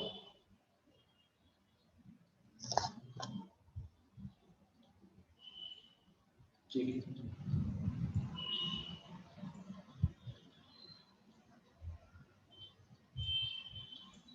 तो कोई आपसे पूछ ले कि किस लिए मेजर किया जाता है, तो आप बता सकते हो पोटेंशियोमीटर किस लिए मेजर किया जा सकता है? It is used to measure the EMF। हाँ, एग्जैक्ट वैल्यू मेजर करके देगा। पोटेंशियोमीटर नहीं, वोल्ट मीटर नहीं करके दे सकता। वोल्ट मीटर के साथ बड़ी प्रॉब्लम होती है, वोल्ट मीटर कभी भी एग्जैक्ट वैल्यू ऑफ ईएमएफ नहीं देता है मेजर करके। क्या देता है वो? टर्मिनल पोटेंशियल डिफरेंस मेजर करके देता है। ठीक है, एग्जैक्ट नहीं देगा, आप ऐसे सोचो। ठीक है, तो पोटेंशियोमीटर जो है आप यूज कर सकते हो, it can measure exact value of EMF of the cell and internal resistance of the cell. आप इससे फाइंड आउट कर सकते हो। ये दो चीजें आप मेजर करके दिखा सकते हो। ठीक है, अब पोटेंशियोमीटर किस प्रिंसिपल पे काम करता है? ठीक है, तो प्रिंसिपल बहुत इंपॉर्टेंट है, ध्यान देना। कई बार प्रिंसिपल पे ही क्वेश्चन आ जाता है। क्या बोला जाता है? Explain the principle behind potentiometer. ठीक है, तो यही आपको ढंग से देखना है। प्रिंसिपल क्या है? प्रिंसिपल है, the principle of potentiometer is that potential drop across a segment of wire of uniform cross section carrying a constant current is directly proportional to its length। समझाता हूं कहने का मतलब क्या है, समझा रहा हूं मैं, ढंग से देखना।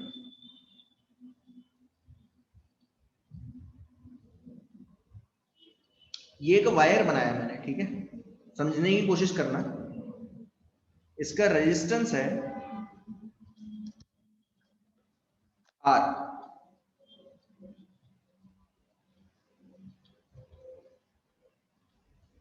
लेंथ है L।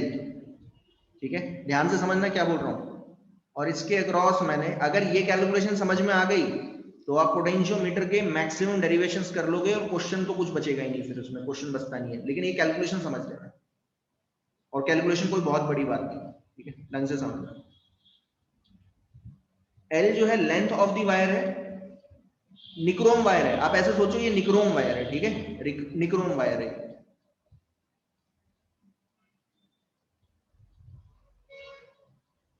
कौन मुझे बताएगा कि इसमें करंट कितना दौड़ेगा? इस पूरे सर्किट में कितना करंट दौड़ेगा बताओ?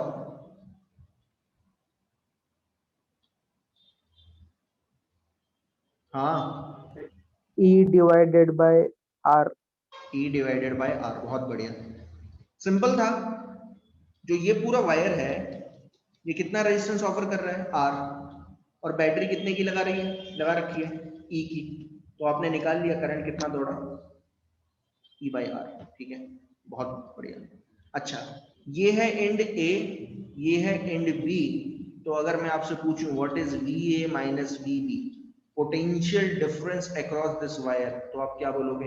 बहुत सिंपल है, क्या होगा? आई आर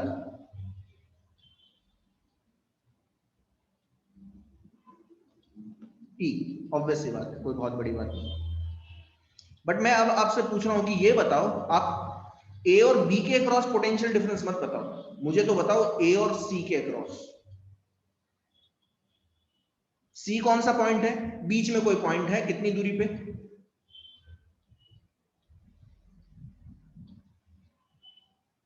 एल दूरी पे। L/2।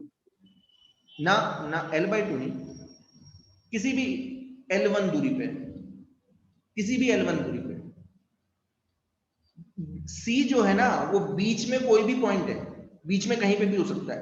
तो जो L1 की वैल्यू है वो 0 से L के बीच में कहीं पे भी लाई कर सकती है। अब आप मैं मुझसे बोलोगे, मैं आपसे पूछूं कि बताओ what is VA minus VC, तो ध्यान देना, आप क्या बोलोगे? आप क्या बोल रहे हो? आप ये बोलोगे कि सर आपको सिर्फ क्या करना है, ध्यान देना, आपको क्या करना है, आई को RAC, जो AC रेजिस्टेंस ऑफर कर रहा है ना, उससे मल्टीप्लाई कर देना है। आया समझ में ये चीज क्या बोली मैंने? Yes sir. पूरे वायर को दो पार्ट में डिवाइड कर लो, AC एंड CB। AC कुछ रेजिस्टेंस ऑफर करेगा और CB कुछ रेजिस्टेंस ऑफर करेगा, और दोनों किस में लगे हुए? सीरीज में। तो I को RAC से मल्टीप्लाई कर दो। I कितना है? E/R, और RAC कितना है? RAC है। अब देखना जरा, मैं इसको किस फॉर्म में लिखूंगा, ध्यान देना, इसे किस फॉर्म में लिख रहा हूं, इसे किस फॉर्म में लिखूंगा, देखो, रेजिस्टेंस जो लिख रहा हूं, पूरे वायर का रेजिस्टेंस लिख रहा हूं, ये जो R है ये पूरे वायर का रेजिस्टेंस है, वो है रो L/A। आया? Yes sir. ये पूरे वायर ने रेजिस्टेंस ऑफर किया, और AC ने कितना किया जरा बताएगा कोई? रो A के टर्म्स में बताएगा कोई कितना होगा? रो L1/A। तो ये रो कैंसिल आउट हुआ, ए कैंसिल आउट हुआ, तो जो VA माइनस VC आया, वो आया, ध्यान देना, E/L इंटू L1। आई समझ में बात क्या बोली मैंने? Yes sir. अगर आप ढंग से देखते हो तो आपको पता चलता है E is constant, L is constant. E जो है बैटरी का EMF है, और कैपिटल L जो है वो लेंथ ऑफ द वायर, दोनों फिक्स्ड है। तो VA माइनस VC किसके प्रोपोर्शनल है?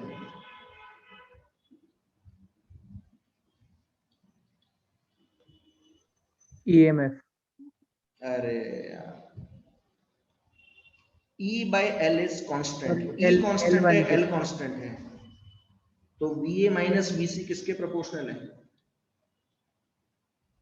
L1।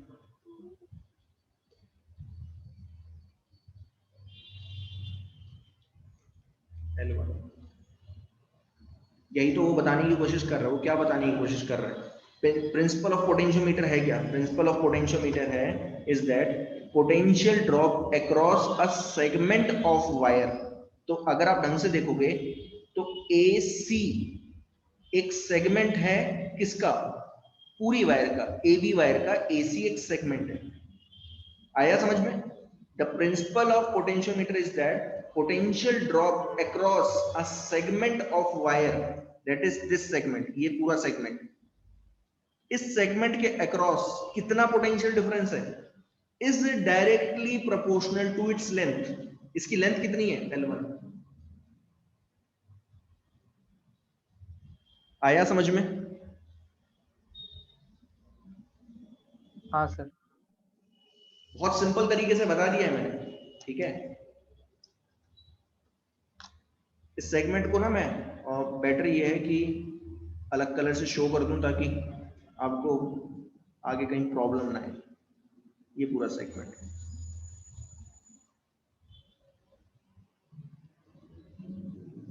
ठीक है?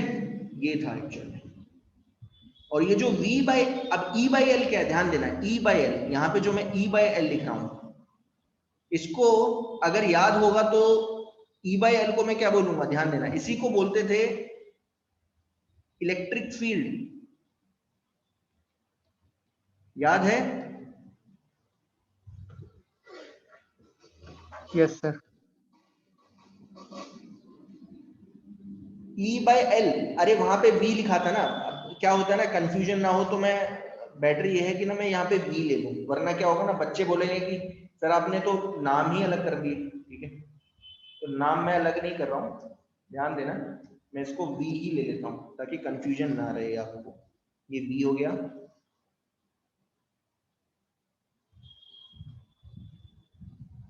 V कर देता हूँ।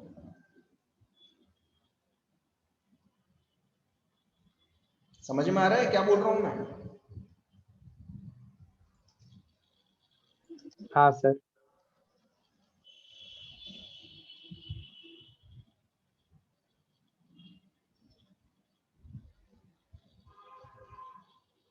तो जहां जहां E है वहां पे मैंने V ले लिया। अब बताओ V/L क्या था?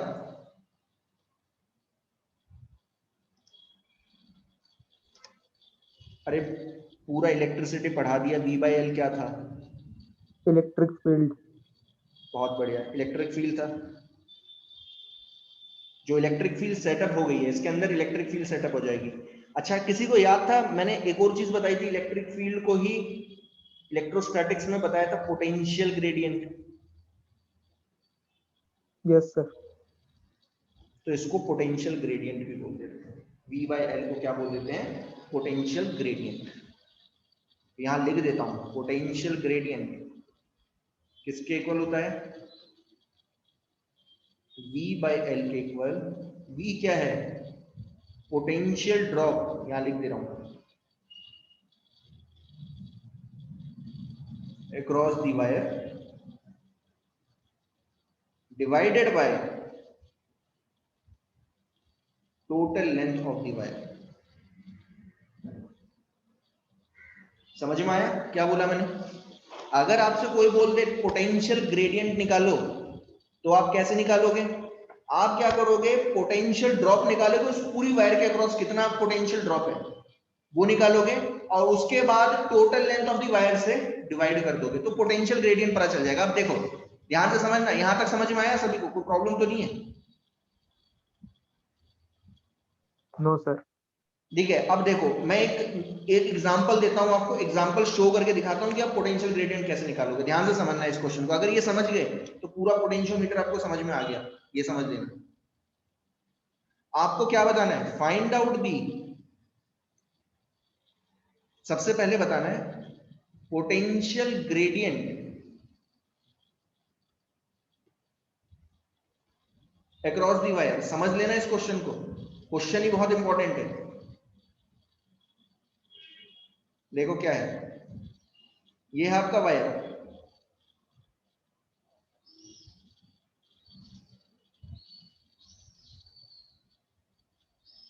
वायर कितनी भी लंबी हो सकती है, उससे कोई फर्क नहीं पड़ता कितनी लंबी है, ठीक है ना। वायर 1 किलोमीटर लंबी भी हो सकती है, कोई फर्क नहीं पड़ेगा उससे, ठीक है ना। मैं वायर की लेंथ दे रहा हूं आपको, कितनी है? 2 मीटर। समझ में आया?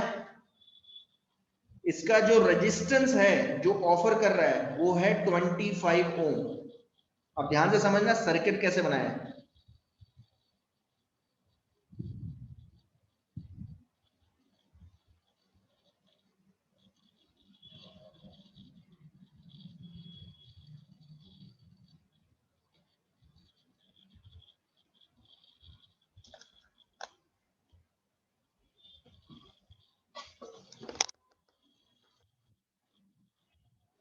आपको सिर्फ अभी ये बताना है कि what is the potential gradient across the wire. सबसे पहला आपका जो काम है, ध्यान देना, पोटेंशियल ग्रेडियंट है क्या? पोटेंशियल ग्रेडियंट है, अगर वायर के अक्रॉस पोटेंशियल ग्रेडियंट निकालना है, इस वायर के अक्रॉस ही निकालना है, तो सबसे पहले आप निकालोगे what is the potential drop across the wire. ये आपका टारगेट होना चाहिए। अब ये सर्किट कैसा है? ये सर्किट अगर आप देखोगे तो दो resistance 25 ohm and 5 ohm series में लगे हुए हैं। तो सबसे पहले आप करंट निकाल लो, करंट कितना दौड़ा बताओ सर्किट में, बताओ जल्दी जल्दी 2 जल्दी एम्पियर। बताओ। 2 एम्पियर। हाँ, 60 ईएमएफ हो गया जो ओवर किया है, potential difference. Divided by 25 plus 5, 60 by 30, कितना आया ये? 2 एम्पियर। Yes sir. आ गया। ये है पॉइंट ए, ये है पॉइंट बी। बताइए V A minus V B कितना होगा?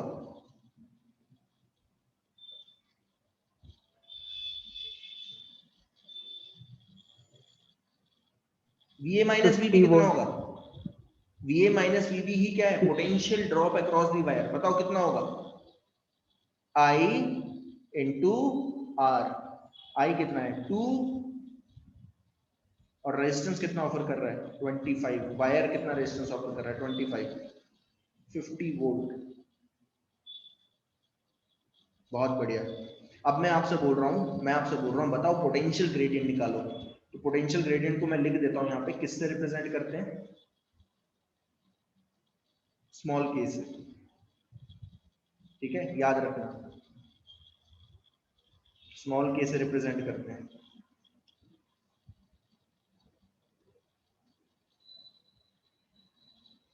कितना आया potential gradient? 5। A minus VB divided by L. So that comes out to be 50 divided by 2. तो आंसर आता है 25 वोल्ट पर मीटर।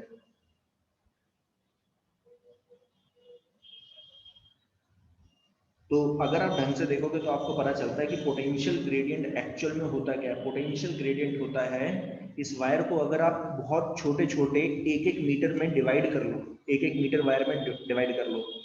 जैसे अगर आप ये देखोगे 2 मीटर वायर है, इसको 2 पार्ट में डिवाइड करो, एक एक मीटर।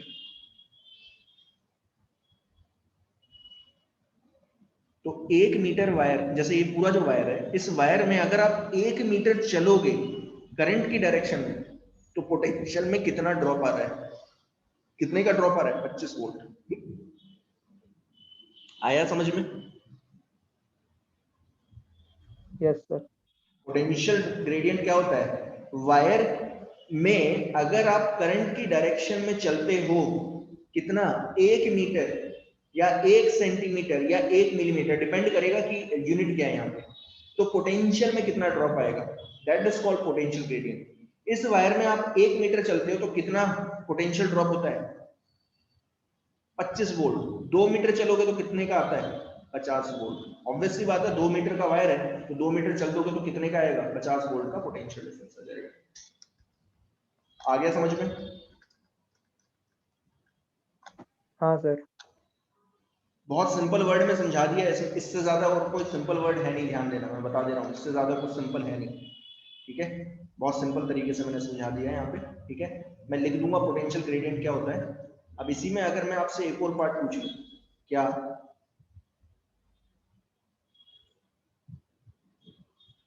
बी पार्ट यहीं पे लिख रहा हूं।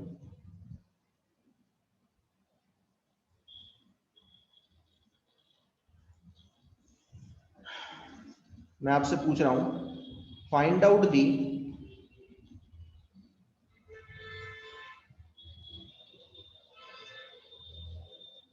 पोटेंशियल डिफरेंस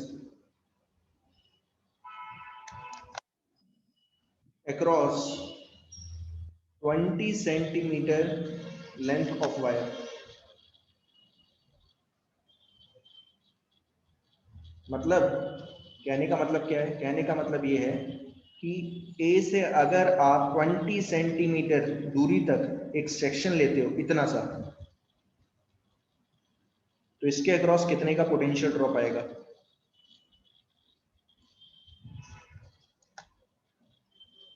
कितना आएगा?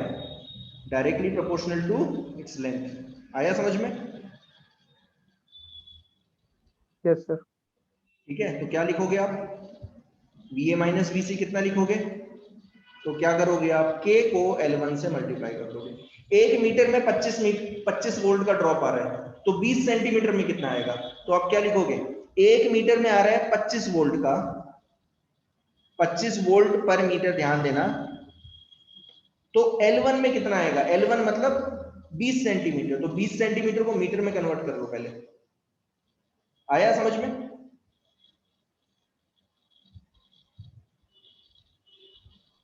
Yes sir. मल्टीप्लाई कर दो, आ गया आंसर आपका। ये कितने से गया?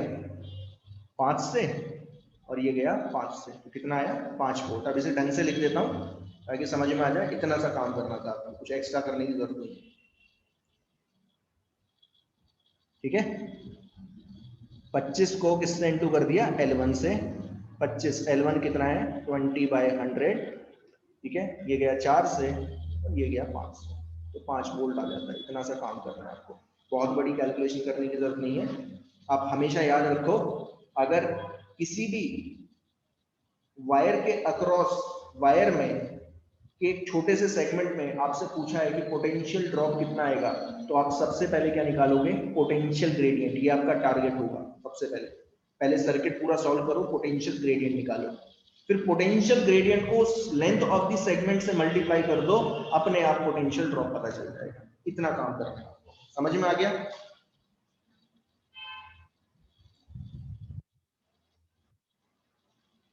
Yes sir.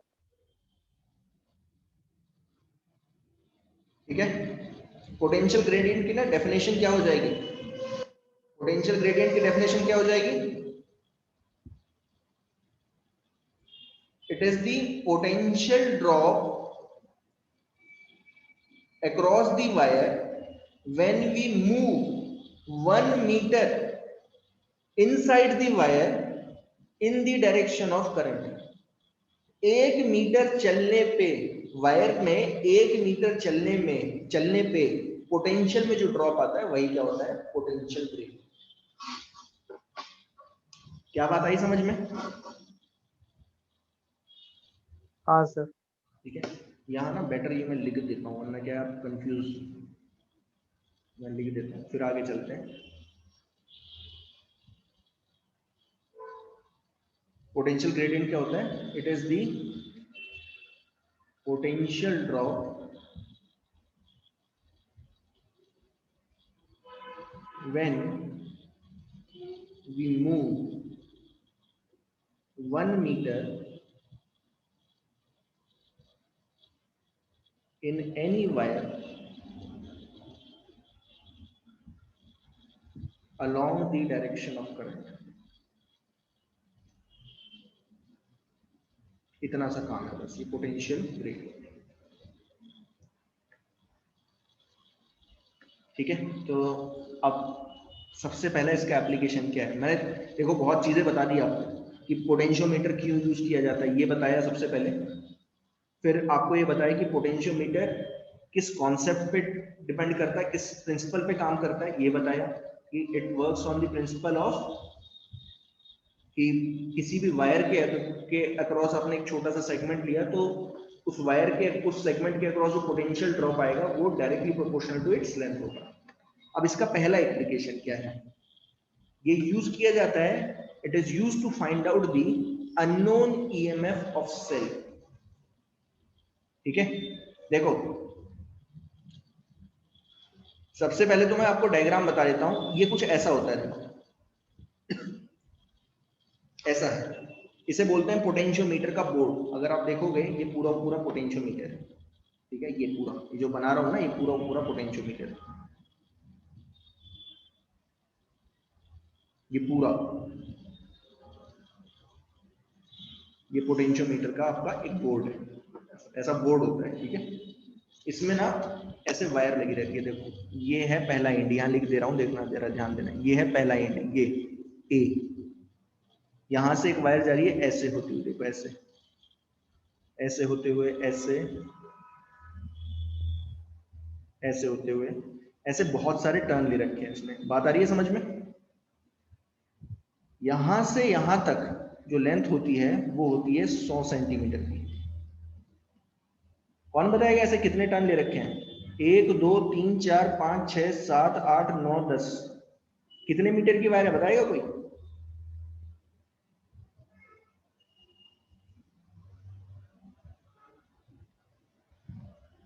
ये 10 मीटर की वायर है। बात समझ में आई? हाँ सर। ठीक है। तो ये 10 मीटर की वायर हो गई। इस वायर को मैं हटा देता हूं, आपको दिख रहा होगा मेरे ख्याल से, वायर आपको दिख रही होगी, कोई बहुत बड़ी बात नहीं है। बस मैं एंड बना रहा हूं, इसका एक एंड है ए और दूसरा एंड होता है ये, यहाँ पे ये है बी, सारा काम यहाँ से होगा। ठीक है, देखो इसमें ना दो सर्किट आते हैं। सबसे पहले होता है प्राइमरी सर्किट, देखना जरा, ये है प्राइमरी सर्किट, देखो इतना इतना सर्किट है प्राइमरी। बस पहले ये देख लेते हैं, ये बना लेते हैं या बना देता हूं। ठीक है, अगर आप ढंग से देखोगे तो बैटरी का हायर पोटेंशियल टर्मिनल किससे कनेक्टेड है? ए से। दिख रहा है सभी को? Yes sir. ठीक है, तो यहां पे अगर मैं देखूं तो आप बैटरी भी यूज कर सकते हो, बैटरी एलिमिनेटर भी यूज कर सकते हो। ठीक है, कोई बहुत बड़ी बात नहीं है, आप जो है बैटरी एलिमिनेटर भी यूज कर सकते हो। ठीक है, ये बैटरी है, बैटरी का यहां से वायर जाएगा ए पे। ठीक है, ये काम करना है आपको, ध्यान देना। ठीक है, प्राइमरी सर्किट बना रहा हूं, ऊपर वाला सर्किट। अब दूसरा देखो, दूसरा कहां से जाएगा? ये कनेक्ट होगा की से, फिर की से एक वायर जाएगा रियोस्टेट, ये होता है rheostat, this is called rheostat. ठीक है, देखो अब मैं बना रहा हूं, ये गया यहां, यहां कनेक्ट करोगे, फिर ये जाएगा यहां पे। अब जरा ढंग से देखना, रियोस्टेट ना ऐसा होता है कुछ, this is what the rheostat looks like. यहां पे ये वाला पार्ट देखो, ये एक एंड है, ये एक एंड है, और ये एक एंड है। यहां तीन जगह आप वायर लगा सकते हो। कहां लगाओगे? ध्यान देना, ये वाला वायर तो यहां घुस जाएगा, ये होता है फिक्स्ड एंड, ध्यान देना। अगर यहां लगाते हो तो फिर यहां ये पोटेंशियोमीटर, सॉरी रियोस्टेट, फिर एक फिक्स्ड रेजिस्टेंस की तरह काम करेगा। ध्यान देना मैं क्या बोल रहा हूं। अगर यहां से वायर लगा के इसमें घुसा दोगे तो फिर ये एक फिक्स्ड रेजिस्टेंस की तरह काम करेगा, और अगर आप यहां से लगाओगे और यहां घुसाओगे तो फिर ये एक रियोस्टेट की तरह काम करता है। क्या बात आई समझ में? हाँ सर। यहां लिख दे रहा हूं, तो आपको कहां पे लगाना है समझ जाना है। रियोस्टेट कैसे काम करता है वो आपके सर जो है आपके स्कूल में बता देंगे, यहाँ उतना टाइम है नहीं। अगर मतलब वीडियो देख लेना, आजकल सब कुछ अवेलेबल रहता है यार। ठीक है ना, कोई प्रॉब्लम नहीं है, और चाहिए होगा तो मैं बता दूंगा, कोई प्रॉब्लम नहीं है। तो ये आपका एक प्राइमरी सर्किट ना लग गया, बन गया, और इसको की को आपको इसमें फिक्स कर देना है ऐसे। ये आपका प्राइमरी सर्किट बन गया। बात आई समझ में? प्राइमरी सर्किट ये होता है। ठीक है, अब सेकेंडरी क्या है? तो सेकेंडरी है ये, ध्यान देना, ये सेकेंडरी है। तो सेकेंडरी कैसे बनेगा?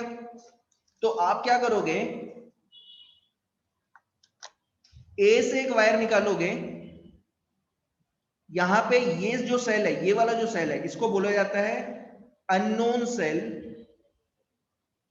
Unknown EMF cell. Why it is called unknown EMF cell? इसका ईएमएफ फाइंड आउट करना है आपको, मेजर करके दिखाना है। बात समझ में आई?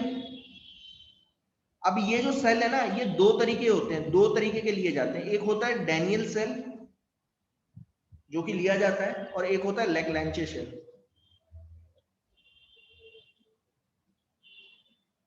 आपको या तो डैनियल सेल दे दिया जाएगा या लेग्रैंजे सेल दे दिया जाएगा। ठीक है, कोई फर्क नहीं पड़ता। ठीक है, तो ये है वो सेल, देखो ये सेल है। तो देखो ए से एक वायर आप निकालोगे, कहां लगाओगे? डैनियल सेल के पॉजिटिव टर्मिनल पे। बात आई समझ में मैंने क्या बोला? Yes sir. फिर दूसरा कहां जाएगा? दूसरे वाला वायर कहां जाएगा? गैल्वेनोमीटर के पॉजिटिव टर्मिनल। वैसे गैल्वेनोमीटर में कोई प्रॉब्लम नहीं होती, कहीं पे भी लगा सकते हो। देखो गैल्वेनोमीटर में यहां लगा दो, कोई फर्क नहीं पड़ेगा, क्योंकि मैंने आपको बताया था गैल्वेनोमीटर दोनों तरफ डिफ्लेक्शन शो करता है, उसमें कोई टर्मिनल्स नहीं होते। ठीक है, जो आपके लैब में जो रखा होगा ना, उसमें कोई भी टर्मिनल्स नहीं होते, दोनों टर्मिनल एक ही तरीके से एक्ट करते हैं, तो कहीं पे भी लगा सकते हो। फिर ये वाला पार्ट, यहां से एक वायर जाएगा और कहां लग जाएगा? जॉकी में कनेक्ट हो जाएगा। आया समझ में यहां तक? ये पूरा सर्किट जब आपने लगा दिया है तो ये पूरा को पूरा पोटेंशियोमीटर तैयार हो गया है। ठीक है ना, ध्यान देना इस चीज को। ठीक है, अब जैसे ही आपने ऑन किया तो आपको पता चलेगा कि ये जो गैल्वेनोमीटर है, ये रीडिंग शो करना स्टार्ट कर देता है। ऐसे सडनली रीडिंग शो करना स्टार्ट कर देगा, सडनली एकदम। जैसे ही आप ऑन करोगे ये कुछ रीडिंग देना स्टार्ट कर जाएगा। फिर आपको क्या करना है, इस स्लाइडर को उठा के कहां रखना है, जीरो एंड पे। ये जीरो एंड है, ध्यान देना, this is a zero and, जो ए है वो जीरो एंड। जहां पे वैसे तो दोनों एंड कहला सकते हैं, ध्यान देना, लेकिन मैं जीरो एंड कहां मान रहा हूं अभी, जो पॉजिटिव टर्मिनल से कनेक्टेड है ना, वो होता है जीरो एंड फिलहाल, अभी के लिए। यहां पे जीरो एंड पे रखना है, स्लाइड करना है ऐसे, ऐसे स्लाइड करते जाना है। कब तक स्लाइड करोगे, तब तक स्लाइड करोगे जब तक ये गैल्वेनोमीटर कितना डिफ्लेक्शन ना शो कर दे, जीरो।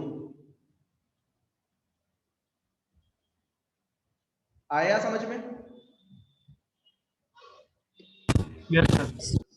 अब इमेजिन करो कि ये यहां पे शो हुआ, ध्यान देना यहां पे, और ये लेंथ आ रही है, मान लीजिए यहां से यहां तक 40 सेंटीमीटर है, और यहां से यहां तक आ रही है 60। तो ध्यान देना, जो आपकी रीडिंग आएगी, जो लेंथ आएगी L1, वो क्या आएगी, देखना, यहां से यहां तक हुआ 100 सेंटीमीटर, यहां से यहां हुआ 100 सेंटीमीटर, और यहां से यहां कितना आया, 40 सेंटीमीटर। तो L1 जो लेंथ है वो आ रही है 240 सेंटीमीटर। ये आपकी रीडिंग है, इतना ऐसे आपको रीडिंग लेनी होती है। बात आई समझ में? और ऐसी आपको 5-6 रीडिंग लेनी पड़ती है, और 5-6 रीडिंग लेने के बाद आपको क्या करना है, उसका एवरेज निकाल देना पड़ता है। कैलकुलेशन बाद की बात है, ठीक है, ध्यान देना। ये चीज समझ में आई यहाँ तक कि नहीं आई, सब बताओ। Yes yes sir. सर। ठीक है, अब कैलकुलेशन की बारी है कि भाई होता क्या है जब नल डिफ्लेक्शन शो करता है, तो उस केस में ये कैसे मेजर कर पाता है ईएमएफ।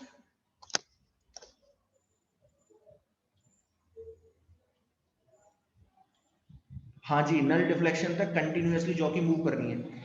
आपको खुद पता चल जाएगा जैसे ही आप नल डिफ्लेक्शन के पास जाओगे ना, तो ये जो पॉइंटर है ना, ये नल डिफ्लेक्शन की तरफ शो करेगा, ऐसे जीरो की तरफ शो कर देगा।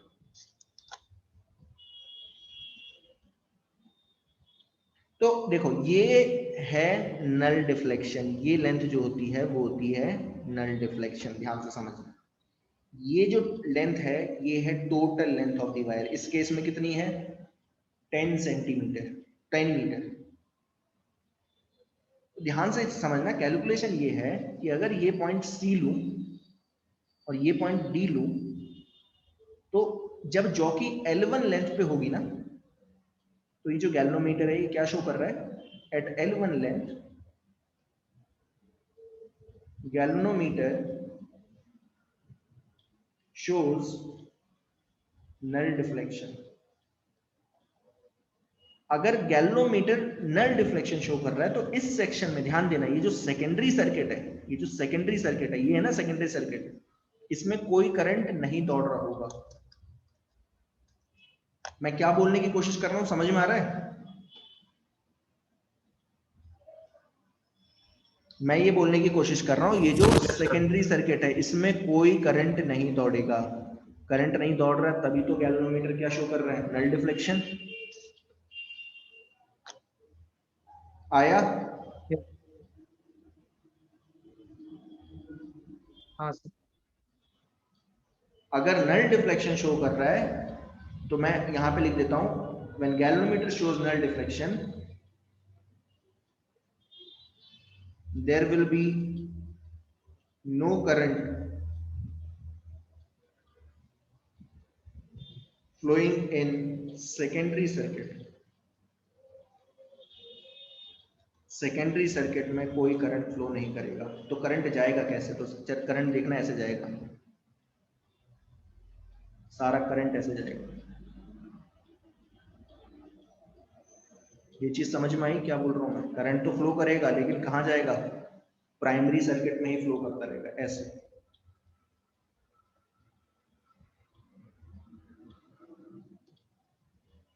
सेकेंडरी में कोई करंट नहीं जा रहा है, क्योंकि गैल्वेनोमीटर कोई डिफ्लेक्शन शो नहीं कर रहा है। तो मैं ये बोल सकता हूं, क्योंकि सेकेंडरी में कोई करंट नहीं जा रहा है, तो मैं क्या लिख सकता हूं, ध्यान देना, VA is equal to VC। देखना जरा, ध्यान देना मैं क्या बोल रहा हूं, VA यहां पे जो पोटेंशियल होगा उतना ही पोटेंशियल यहां होगा, क्योंकि कोई करंट फ्लो नहीं कर रहा है।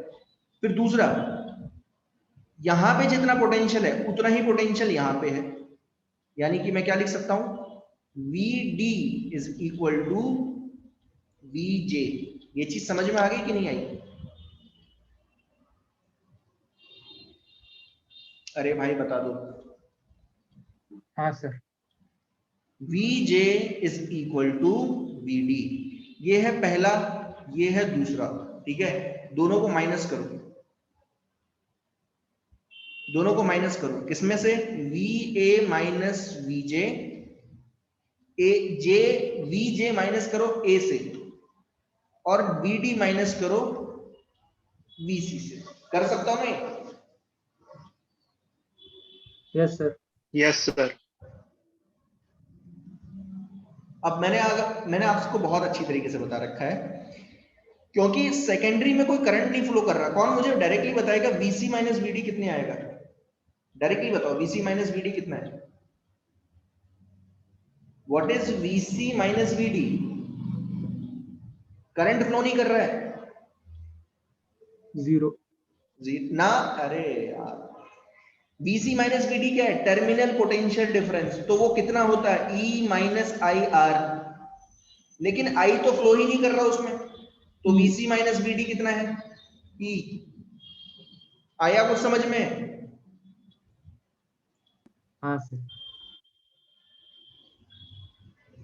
Vc माइनस वीडी होगा E, क्योंकि करंट फ्लो नहीं कर रहा है। अगर करंट फ्लो कर रहा होता, उस बैटरी में अगर करंट फ्लो कर रहा होता, तो फिर क्या लिखता? E minus I R. क्योंकि नहीं फ्लो कर रहा तो E लिख दूंगा।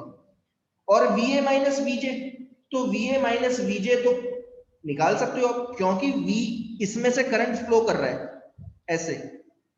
तो ये किसका पार्ट है? ये है प्राइमरी सर्किट का पार्ट। और प्राइमरी सर्किट को सॉल्व करके मैंने अभी बताया था, ये जो Va माइनस Vg है वो किसके इक्वल होगा? K potential gradient across the wire into L1।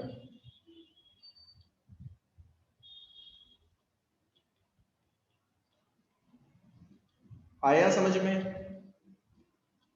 Yes sir. ये है, निकल गया ना? तो E जो है वो डायरेक्टली आ जाएगा किसके equal? K into L1। But ध्यान देना, जब आप इसे सॉल्व करते हो तो आपको पता चलता है, ध्यान से समझना इस चीज को, हमेशा ये चीज याद रखना कि इसमें दो सर्किट बनते हैं हमेशा। पोटेंशियोमीटर में हमेशा एक प्राइमरी सर्किट होगा और सेकेंडरी सर्किट होगा।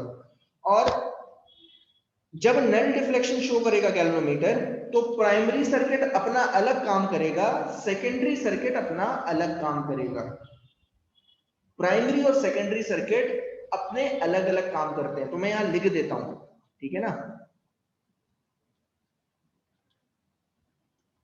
Eight null deflection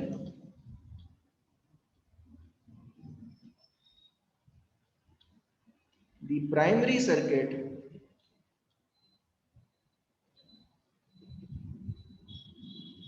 and secondary circuit